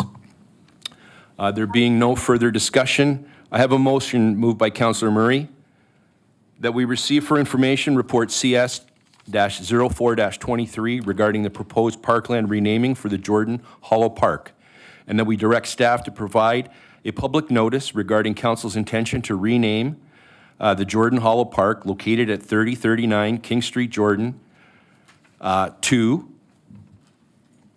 Mayor Easton. I'm going to give you the opportunity to pronounce it for us. I know you. Sorarisson. That council consider all written submissions until Tuesday, May the 9th, 2023, and that a public meeting regarding the intention to rename a municipal facility be held on Tuesday, May 23rd, 2023, at the Committee of the Whole, and that we direct staff to report back to the Committee of the Whole meeting on Monday, June 19th, with final recommendations for council approval. And I will now ask our clerk to open the vote. And the vote is now open.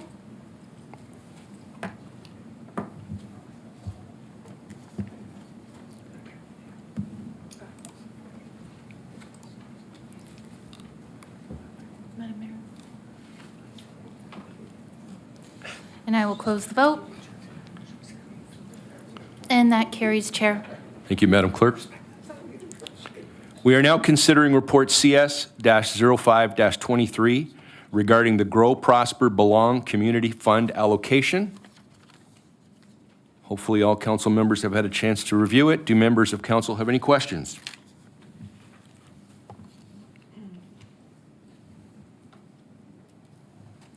Seeing none, And being no further discussion, I have a motion moved by Councillor Reimer to receive for information Report CS-05-23 regarding the 2023 Grow Prosper Belong Community Fund allocation and approve the disbursement of funds in their totality in the amount of $20,000 to the successful applicants as outlined in the report.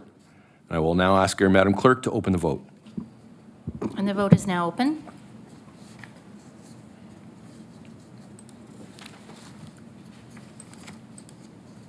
And I will close the vote. And that carries, Chair.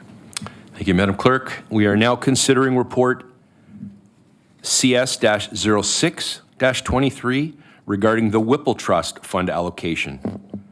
Do members of council have any questions?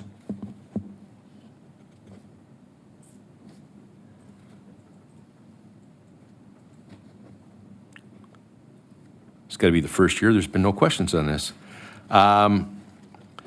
Seeing none, there be no further discussion. I have a motion moved by Councillor Timmers. The council receive and file report CS-06-23 regarding the 2023 Whipple Trust Fund allocation and approve the disbursement of $4,582 from the H.E. Whipple Excess Interest Trust Fund to the 4 successful applicants as outlined in the report. And I will now ask our clerk to open the vote. And the vote is now open, Chair.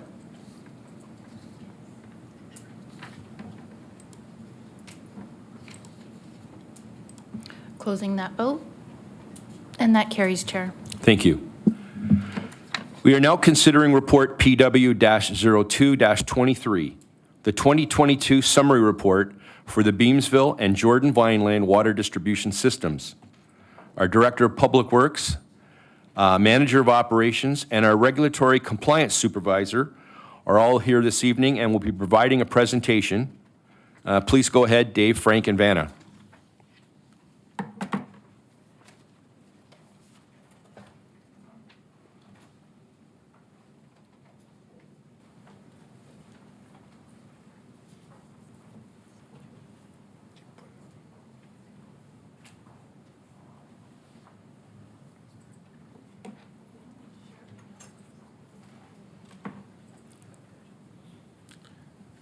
Thank you, Chair, and good evening, Mayor Easton and councillors. I'd like to thank you for giving us the opportunity here this evening to give a brief presentation on our water system summary reports.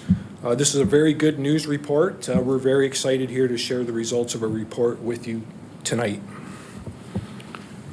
Director Graham, before you get started, maybe there's a few council members that aren't familiar with those two good-looking guys behind you. Maybe you could just do a couple introductions. This is absolutely, Councillor. So this is Frank. He's our Manager of Operations, and Vanna here is our Compliance Coordinator. So.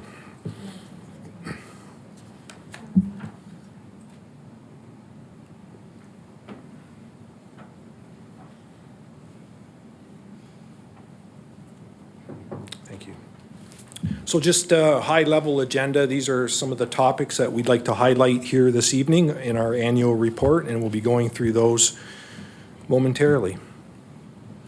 So the Beamsville distribution water system. So the town of Lincoln has 2 separate water systems. We have the Beamsville distribution system, and we have the Vineland Jordan water distribution system.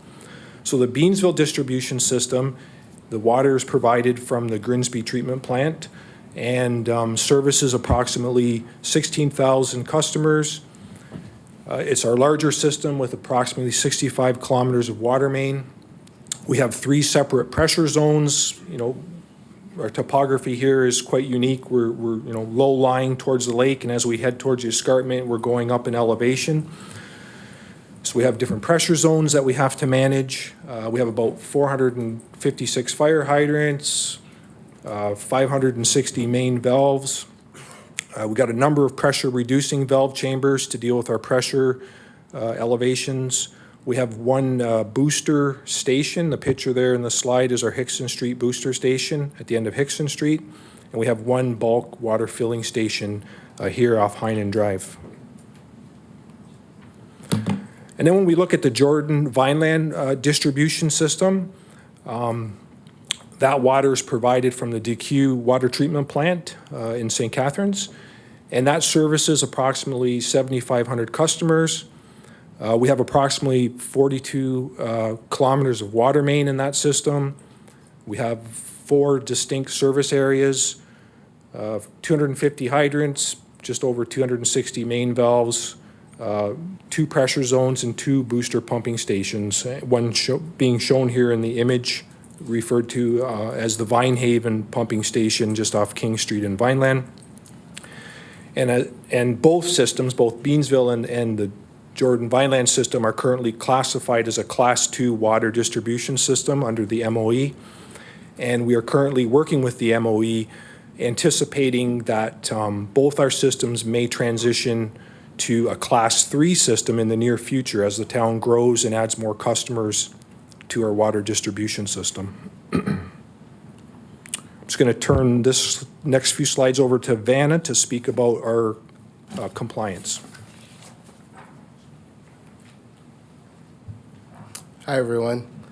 So last year, we had 1,966 tests completed, and during those tests, we had 1 adverse in the Beamsville system.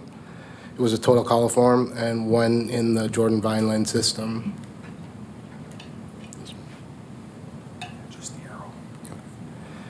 And then every year we do ministry inspection. 2021, we had a detailed inspection. We had 100%, no non-compliances, no opportunity for improvements. During the time of this report, we did the 2022 inspection. So it would have been from August 2021 till February of 2023, same results. Last year in June, we had a claims do our internal audit for us, no major or minor non-conformances, and 3 opportunities for improvement, which we completed right away. And we had an external reaccreditation audit, which is in the slide, but last year, same thing, no major or non-conformances and 2 opportunities for improvement. Pass it on to Frank.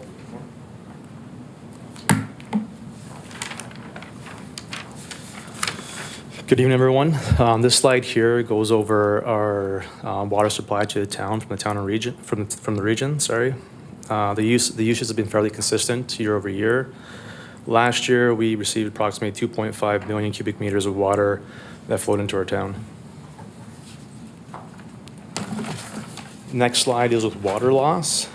This is our total water purchased minus our non-revenue. Industry benchmark is around 10%. This includes, water loss includes leaks from main breaks, hydrant flushing, firefighting operations and training, and illegal connections.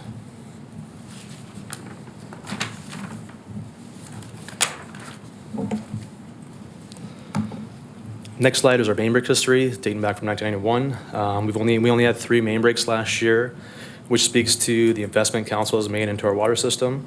Of the 3 breaks, 2 were in Beamsville in metallic pipe and 1 in Jordan Vineland, which was plastic.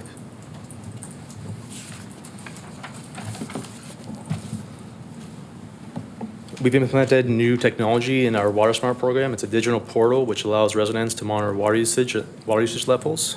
And also, they can also view and pay their bills and receive leak alerts. This is new technology which provides a great customer service to our residents.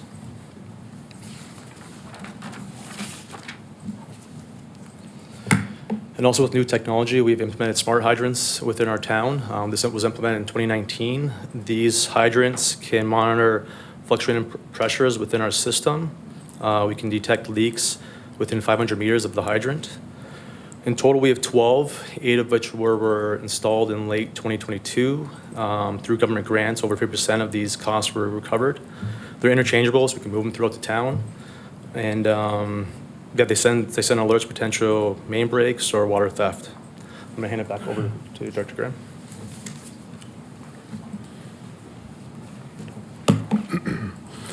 So this slide here is really a good example for the progress the town has made over the last 15 years in replacing A lot of our metallic pipe that has been in very poor condition, where we were experiencing a number of water main breaks throughout the season. And this also really reduces our risks with, ensuring our water quality is safe for our residents. You don't want to have a lot of water main breaks in your system. It can be a situation where you can enter, contaminate different things coming in from the break, the soil, et cetera. So, this has been a really good accomplishment for the town.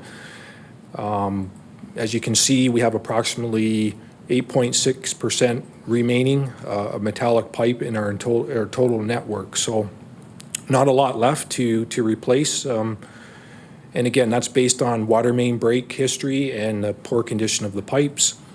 This year in our capital budget, we have Bartlett Road from Union Road to the South Service Road. That's an old ductile iron water main where we've experienced a lot of breaks. So that's in our program this year to replace. And also Lincoln Avenue, which is a cement line cast iron water main, where we've had a number of breaks on that water main as well, from Metalwood Lane to the South Service Road. So both of those projects are in the capital budget approval to be replaced. This slide here shows a lot of performance metrics, various operations that our staff do in maintaining safe drinking water for our residents. There's a lot of operational work behind the scenes to make sure that happens. I won't go through everything in detail, but there, a couple points to make here would be, we've collected, 1,966 water samples, and those are water samples collected different areas of our community to give us a representation on our water quality. So again, always something we're monitoring. We are regulated to do such, but I just wanted to point that out. That's a lot of samples to take over a year. Again, there's a number of other programs on here that are very proactive as well. This particular slide here shows our staffing complement in environmental services, overseeing and maintaining our water system. And you can see here we have approximately 7 licensed operators. We have our management team, we have our regulatory compliance staff person here helping oversee and ensure that we're adhering to our quality management system. I think I'd like to take this point in time here to acknowledge and thank everybody on this slide, all the names on this slide. I really appreciate their dedication and commitment to providing and ensuring we have safe drinking water in our community. They're a great team and they do really good work, so I just wanted to highlight that. This slide here is our DWQMS, Drinking Water Quality Management System. Couple points to make. Updates to the system continue, and that's part of the system is continual improvement. We look at procedures, new and revised. We're always looking at our risk assessments, trending different databases. Again, forms and records management are all required under this quality management system. I know Vanna mentioned it earlier, but we have our audits, both internal and external, that look at what we're doing. And we also have infrastructure review and management review action items that we meet frequently on and follow up on. So spotlight on 2023, growth and looking forward. And I think, as I mentioned earlier on, that we are working very closely with the MOE in terms of our system classifications. We are anticipating transitioning to a Class 3 system in the next few years. But just to reassure council that we're ready for that, we have all of our licensed operators. Over 70% of them have their level 3 licenses already. We're also looking at what other requirements we'd have to do under that new classification, so we're prepared when that happens. And again, through the budget processes, staff will continue to make council aware of any resources we need on an ongoing basis for maintenance of our water system. And Yeah, I guess I'd also like to say thank you to council for your ongoing support during the budget process and providing the resources to staff to manage and operate the water system. And with that, we're here for any questions that council may have. Thank you. Thank you very much.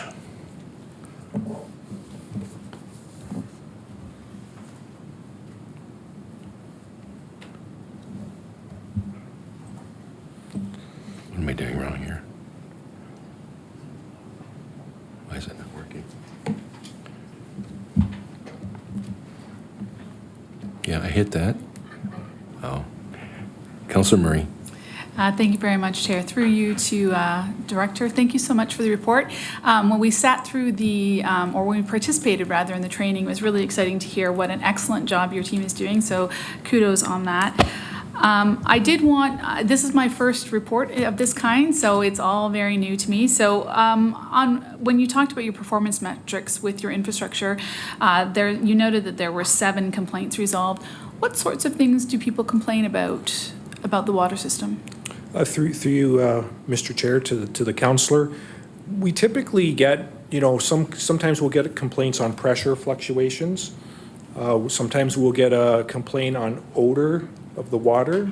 And sometimes that's kind of typical in the season switchover in the lakes. Sometimes you'll notice that, as a customer, the water may taste a little more chlorine in it than others from the treatment plant. So those are probably the 2 most common that we do receive, just to kind of give you a bit of a idea on what those might look like. If I could ask another question? Go right ahead. So 7 complaints resolved. Were there any complaints that you were not able to resolve? I don't believe so, no. We typically want to resolve all the complaints, so, yeah. Thank you.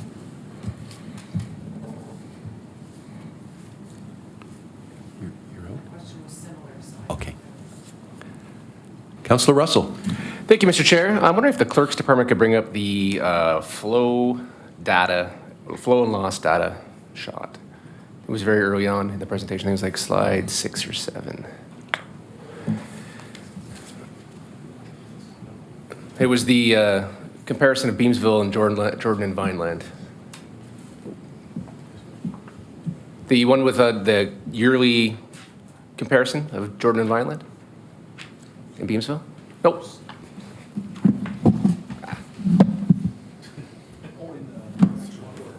I know, but it was also in the presentation. Yeah. Yeah.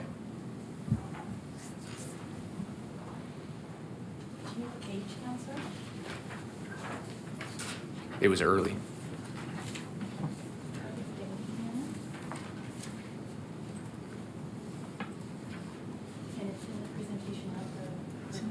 I thought I saw it on this. No, it's not there. Page 8. There it is. That's leaks. I apologize. I thought I saw it. Either way, the question still remains the same. So in the report, and again, Director Graham, again, you've gotten this email on a Sunday morning along with Director Wagner. When we look at Beamsville in particular and our water usage over the last 15 years or 17 years from 2006 to 2022, the overall usage is basically the same. Yet we've added 1,500 households in that time frame. And we're still seeing the same approximate usage. And I'm just wondering, again, this goes back to our pricing on our water. I'm wondering if there is a sweet spot where we are encouraging water usage and encouraging revenue growth for us, but at the same time being cognizant of our costing.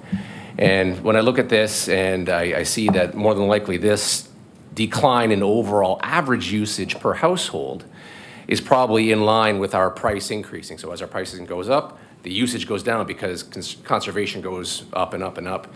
And we end up with a town of very brown lawns, crispy grass, dirty cars, and unhappy customers because costs are going up. And again, water is an essential service. So I'm wondering if there is that sweet spot where if our costs are relatively fixed on what it costs to produce our water, like if we're doing 1.4 million cubic meters of water a year, and our costs are relatively fixed. And if we go to 1.6 million, do our costs escalate upwards to produce that amount of clean water, or is it relatively fixed? Any idea? Through you, Mr. Chair, to the councillor. So I don't know if definitely something we can take a closer look at for you. It is something that, the industry does struggle with water conservation and, not as much water being used, and, you still have your fixed costs, inflation and things like that. So that is something that I would say all water, industries are struggling with. I don't know if that answered your question per se, but. Through you, Mr. Chair, it does. And it's one of those, again, I think a lot of service industries are in that same boat where you get into a negative loop. You have a budget you have to hit to maintain your infrastructure. So you have a cost associated with that. So you need to increase your cost of service, but then the usage of the service drops. And then again, you would then have to increase the next year even further to try to recap that. And then you slowly get through this negative loop where costs are going up, usage is going down. And I don't know if there is a bottom limit of how much people can conserve. Again, half Dutch, I know that there's definitely things that we can implement at our household to make sure that our bills are relatively low.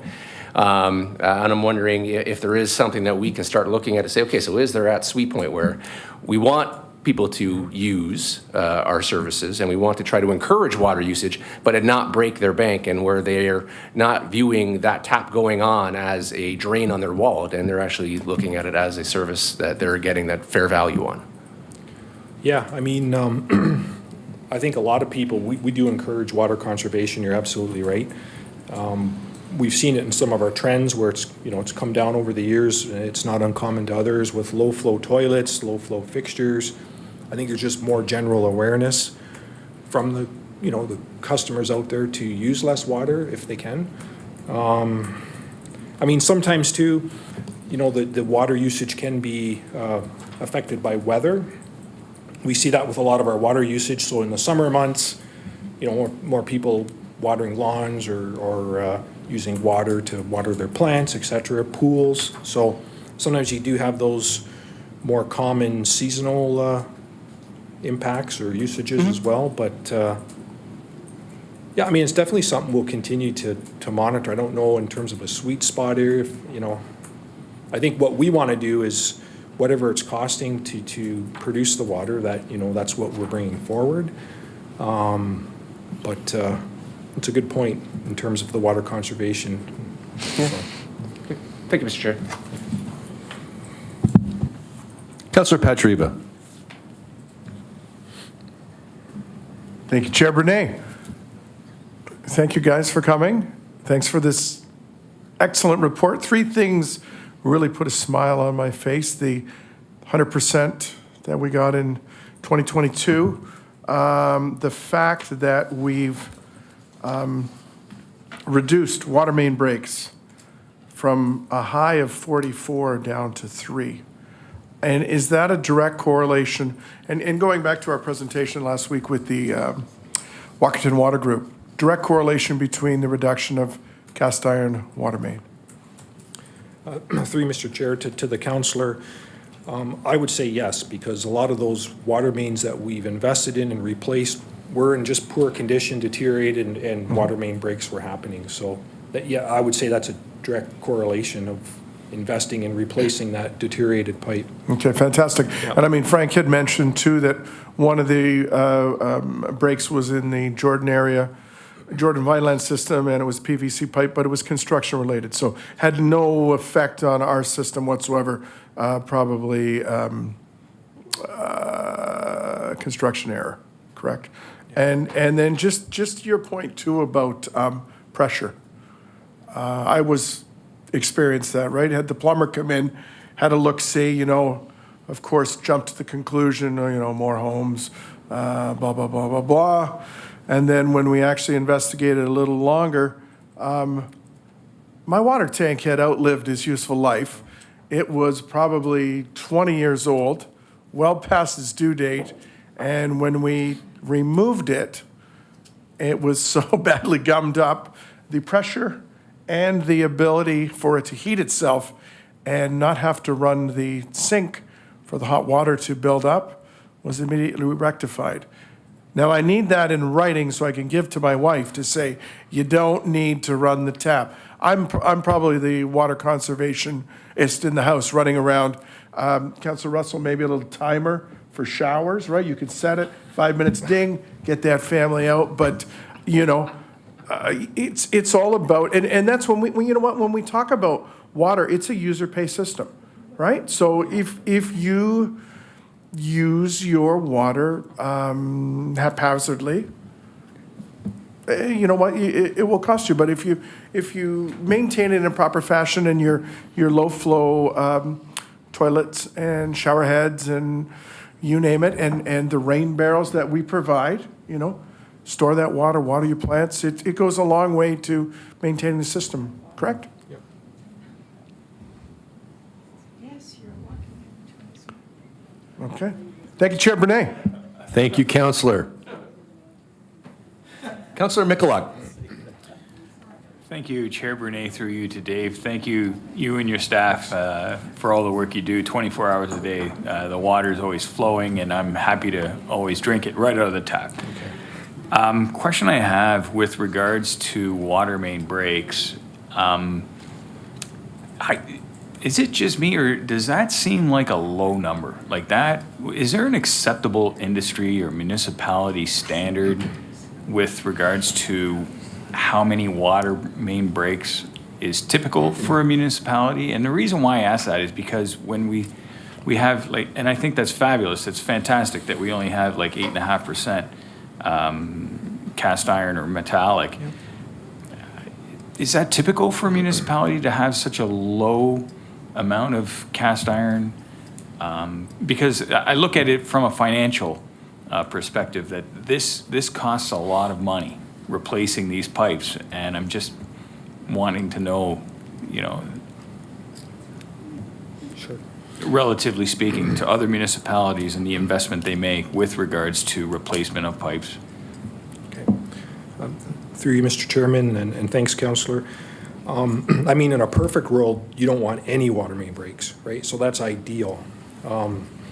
I think water main breaks are really an indication of the condition of your system. So, you know, some municipalities with old infrastructure, a lot more infrastructure, you know, they're going to have maybe 3 water main breaks on a night shift in certain weather conditions almost. So, you know, it really depends on each municipality and the state of their water main infrastructure in terms of its condition.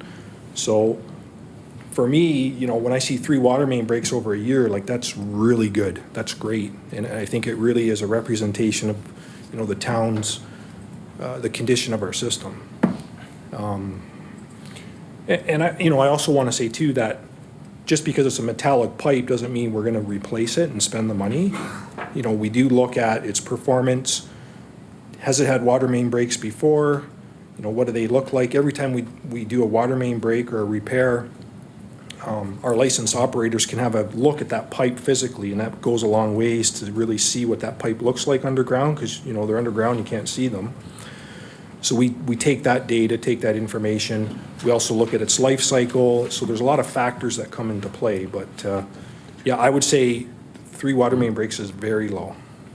But it's a good place to be. Like, I think it's an amazing place to be. I think it's actually unbelievable in my mind, a place to be. But the concern, the thought process I have is the substantial investment that's made with replacing metallic pipe. That's the, you know, when you replace a pipe, you're not building a park. You know, this is all stuff that's underground, and that's where I want to make sure that, proportionately speaking, safety always coming first, that we're also putting money above the ground as well as below the ground. And we had essentially 2 breaks last year and 1 repair, and the year before 4. That's pretty low in my mind. So whether whether it should be around 20 if you're another municipality, or 10 or 15. I have no idea, but that, to me, there must be an acceptable amount of tolerable breaks. That's where I was going. Thank you. Thank you, Councillor. Councillor Reimer. Thank you, Chair Brunei. Just a couple of quick comments. Just to Councillor Russell's previous comment about the ups and downs of our water usage. We have to remember that a rural setting like we do, there's a lot of people who aren't on city water. So your numbers that you're trying to work will work as long as you keep those same residents in mind. But there's people who are on wells in the country, and there's people who haul water in. Sometimes they collect roof water. Sometimes they, sometimes they buy their own water and just collect. Like, there's a whole bunch of different variables that aren't on the water system. So we still have a fair number of residents that do not take water from our municipal water systems. And 0 water breaks is a good water break number to have. Just one number, because this is all about numbers, but I'll bring one number up that Vanna brought up in his report. 1,966 water samples, I believe it was, and 2 failures. That's like kind of next level water testing, because you can breathe wrong and get a bad water sample back. So to have 1,966 water samples and only have 2, I've taken those samples before, so I know the frustration. So that's one number I'll take, and that's like incredible. So yeah, great report and great work by everybody in the Waterworks Department. Thank you. Thank you, Councillor. Councillor Patriva. Yeah, thanks, Chair Bernay. And I just, you know what, that just tweaked me, and just to ask, because last week, again, with the water system, and one of the things was ask questions, get to know. So just wondering and hoping that could we arrange for like a council visit to some of these things to actually, the CAO gets to enjoy this as his day of his life. You know what, I think, I know myself, I would like to do that. I'd actually like to see the work that you do within, inside the confines of what you do. I've always been interested in it, but, I think it's important, so, if we could. Chair. Thank you, Chair. And it's funny you say that, because timing-wise, after the training, we did debrief with Chair and Vice Chair, and we do want to set that up for council. So yeah, stay tuned. We'll coordinate that.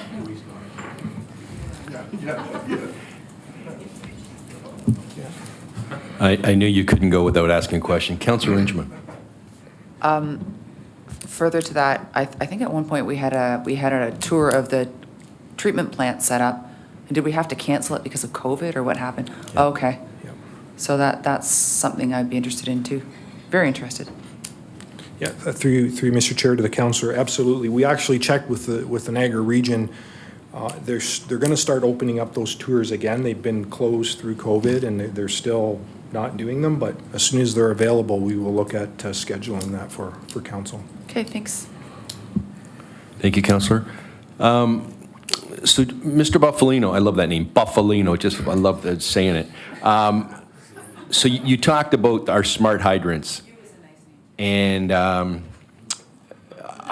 asked Director Graham during the budget process this exact question. So I'm a huge proponent of technology, but technology is only as good as the data you collect and what you do with the data. So one of the things that I asked, and I realized, and you mentioned this, Frank, that 8 of those meters were just installed in the last portion of 2022. But they can be moved around, and I think it's important. And I've had residents reach out to me to say, are you moving these meters around? So I'm wondering if you could comment on that. Through you, Mr. Chair, we can. Currently, they're just analyzing the areas that are right now for pressures and whatnot. We've had one spike since the last ones were installed in 2022. But we can, if residents reached out and say we have pressure issues or whatnot, we could potentially move those to the area for further analysis of pressures in those systems. So we're always registering and collecting the data, and we're going to monitor it. And then if we're not getting any spikes, and then we'll potentially move them around into another area of the municipality. We can. That's awesome. Okay. Just one other thing. I think it would be remiss if we didn't recognize Associate Director Harris, who's off on maternity leave, but she lives and breathes water and wastewater. And I know if she was here, she'd be standing in front of the mic with you gentlemen. So I just wanted to recognize her and the work that she's done and will continue to do. So, there be no further questions. I have a motion moved by Councillor Pachiriva to receive and file the summary reports for the Beamsville and Jordan Vineland water distribution systems attached as Appendix A to the report PW-02-23, and we'll now ask our clerk to open the vote. Thank you, Chair. The vote is now open.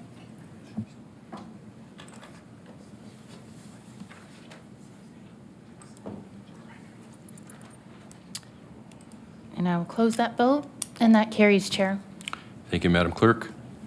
We are now considering report PW-01-23, Public Works Update Report for Q1 2023. Do members of council have any questions?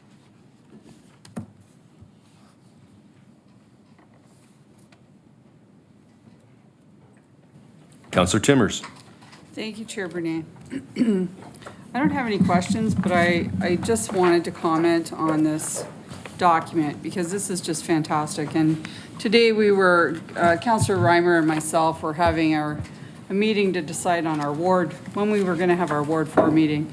And this is just, so important to have this for information. Because a few things came up and we're like, when is that happening? We can't remember. We'll have to look it up, but it's all here. So thank you very much to Dave Graham and staff that have put this together. It's a lot of work to put it together, and I really do appreciate it. Thank you. Yeah, Councillor, you're absolutely right. And I know when Councillor Mikulik and I had our update with not only Director Graham, but Director McKay last week, Director Graham was pretty proud of this document. And I know he spoke, and I don't want to put him under a microscope, but you talked about how important it is, not only to get this to council's hands, but to get this out in the community. And I know you had some ideas on that. I wonder if you'd take the opportunity to expand on that. Sure. Thanks, Mr. Chair. And one thing I'd like to note, too, is I'd like to give acknowledgement and thanks to our comms, Liliana and her team. They were a huge help in making this happen. So that was really important, and we really appreciate that support. And Chair, to your comments too, we definitely want to get this out more in the public and share it. We're talking about putting this at all of our facilities so people can, pick it up at the Fleming Center, library, et cetera, if they're interested in that. We're going to be pushing it out on social media. So we definitely want to get the word out and share this with as many residents as we can. So we have lots of ideas to further do that. That's great. I mean, we talk about the budget, and, I think if you ask most people, and especially after we just come through increasing our water rates, people can't see what's underground. So, getting the message out and understanding where their tax dollars are going, and we just, put through a fairly hefty capital budget. So we want to make sure everybody's aware where their money's being spent. So thank you. Thank you, Councillor, for bringing that forward. Councillor Reimer. Thank you, Chair Brunei. Through you to Director Graham. Thanks for your part in this report, David. Page 7 deals with the Jordan Village Improvement Project, and you've got Phase 5 down there as the road reconstruction, which I'm assuming is the region's part of that. And so my question is, how does that affect the timing of that, as well as the bridge repair at the bottom of 20 Mile Creek? And with any work that's being done, I think close to that time on the Jordan Hollow itself, or proposed work. Way back when that happened the last time, Red Bridge was overrun, and 7th Avenue had lots of traffic too. So it's a regional road, but we get to deal with all the detours. So I didn't know what we have in plan, or is that something we have on the, or is the region going to help us with that a little bit and try and maybe stagger those or get them done quicker? Through you, Chair Brunei. Thank you, and through you, Chair, to the councillor. No, that's a great point that I can provide some more information on. So Phase 5 is basically referring to sort of the signalization works. It's really the one of the huge components of this project is realigning that intersection, King Street, 19th Street, Main Street, putting in the signals. So we are obviously working very closely with the region on that. There's been a lot of collaboration. The region will be replacing the bridge in the Jordan Hollow, and that's to start next year in 2024 and probably take most of the year in 2024. So there's some good alignment to kind of do this work together and stage it together in terms of, you know, overall disruption instead of doing it at separate times. So that's been some of the thinking behind this. So. Yeah, so I would just to elaborate too, we'll have truck traffic, you know, the quarries and everything else, that's still a main artery. So we'll have that to deal with on our roads, just so that we're aware that's going to happen, and maybe reach out to companies and stakeholders, because that will, you know, that will can create, especially on a sunny Friday afternoon in July, could create like a traffic mess like we've never seen before. So just putting that out there and hoping the region is working with us. Thanks, Chair Brunet. Thank you, Director Graham. Thank you, Councillor. Councillor Michalak. Thank you, Chair Brunet, through you to Mr. Graham. With respect to the Niagara Regional Projects, project number 3, King Street, Jordan Valley improvements, the town will be a cost share partner throughout the study and design phases of this project. Could you go into a bit of detail with regards to what sort of cost share we'll be incurring? What's our obligation or what's our expectation? Through you, Mr. Chair, to the councillor. I'll make a few comments, and I might ask Walter Neubauer to provide a few more comments on it. But really, so what this project is looking at is that very important active transportation connection to get from Vineland to Jordan through the Jordan Hollow. Really happy to see this going forward. And the reason we're cost sharing with the region, it's a regional road, but you know, one of the town's responsibilities are, you know, town sidewalks, if you will. So we do have responsibility from active transportation to look at, you know, a sidewalk, if you will, through here. So we're looking at, that's why it's cost sharing, because we do have an obligation for pedestrian accommodations as well. But I believe we did get funding, grant funding for this project. I don't know, Walter, if you could confirm that, please? For our share, that is.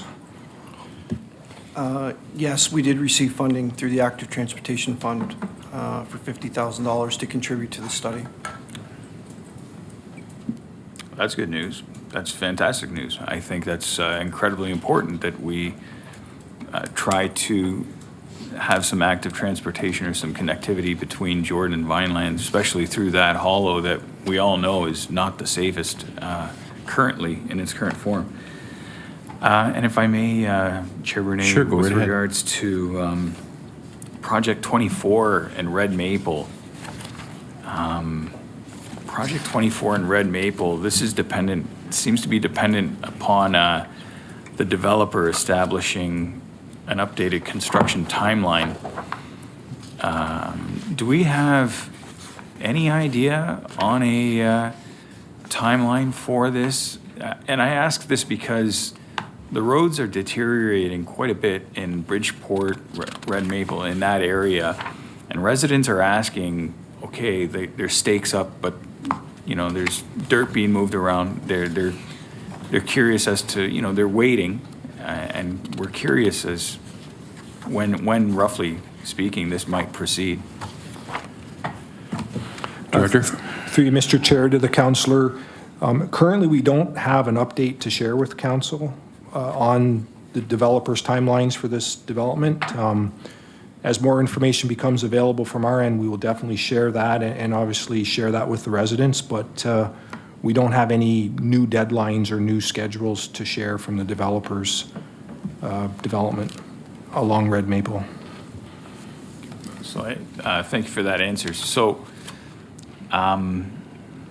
understanding that replacing the underground piping is quite expensive, and the roads are in the condition that they're in, is there any consideration perhaps, without knowing when this work will be performed, that we should maybe do a skim coat of asphalt on these roads that are becoming becoming quite rough.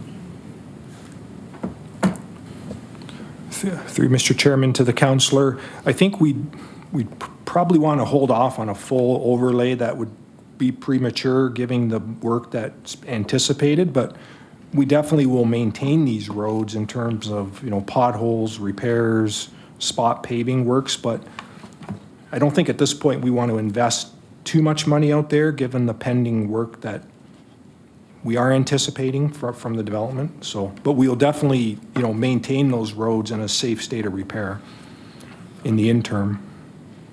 Okay, I'm just bringing this point forward that Red Maple, this appears to be a development that should have happened or started, to my knowledge, about a year ago. We're not sure if it's 6 months, a year, or 5 years from now. So the residents of Jordan Station they'll have to wait until after the development is completed before things happen above ground on the streets. So that's why I'm bringing that forward. Thank you.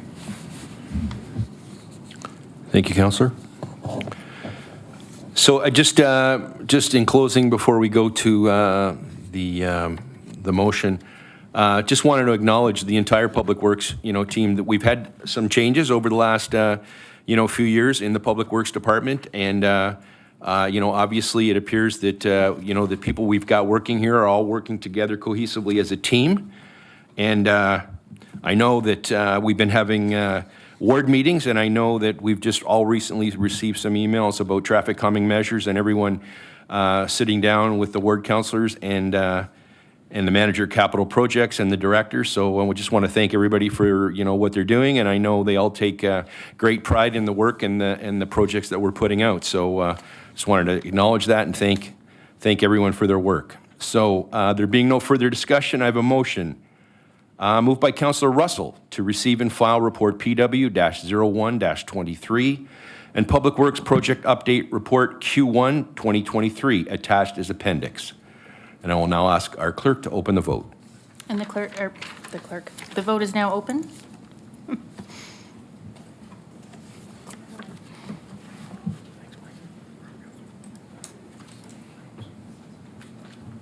And I'll close the vote.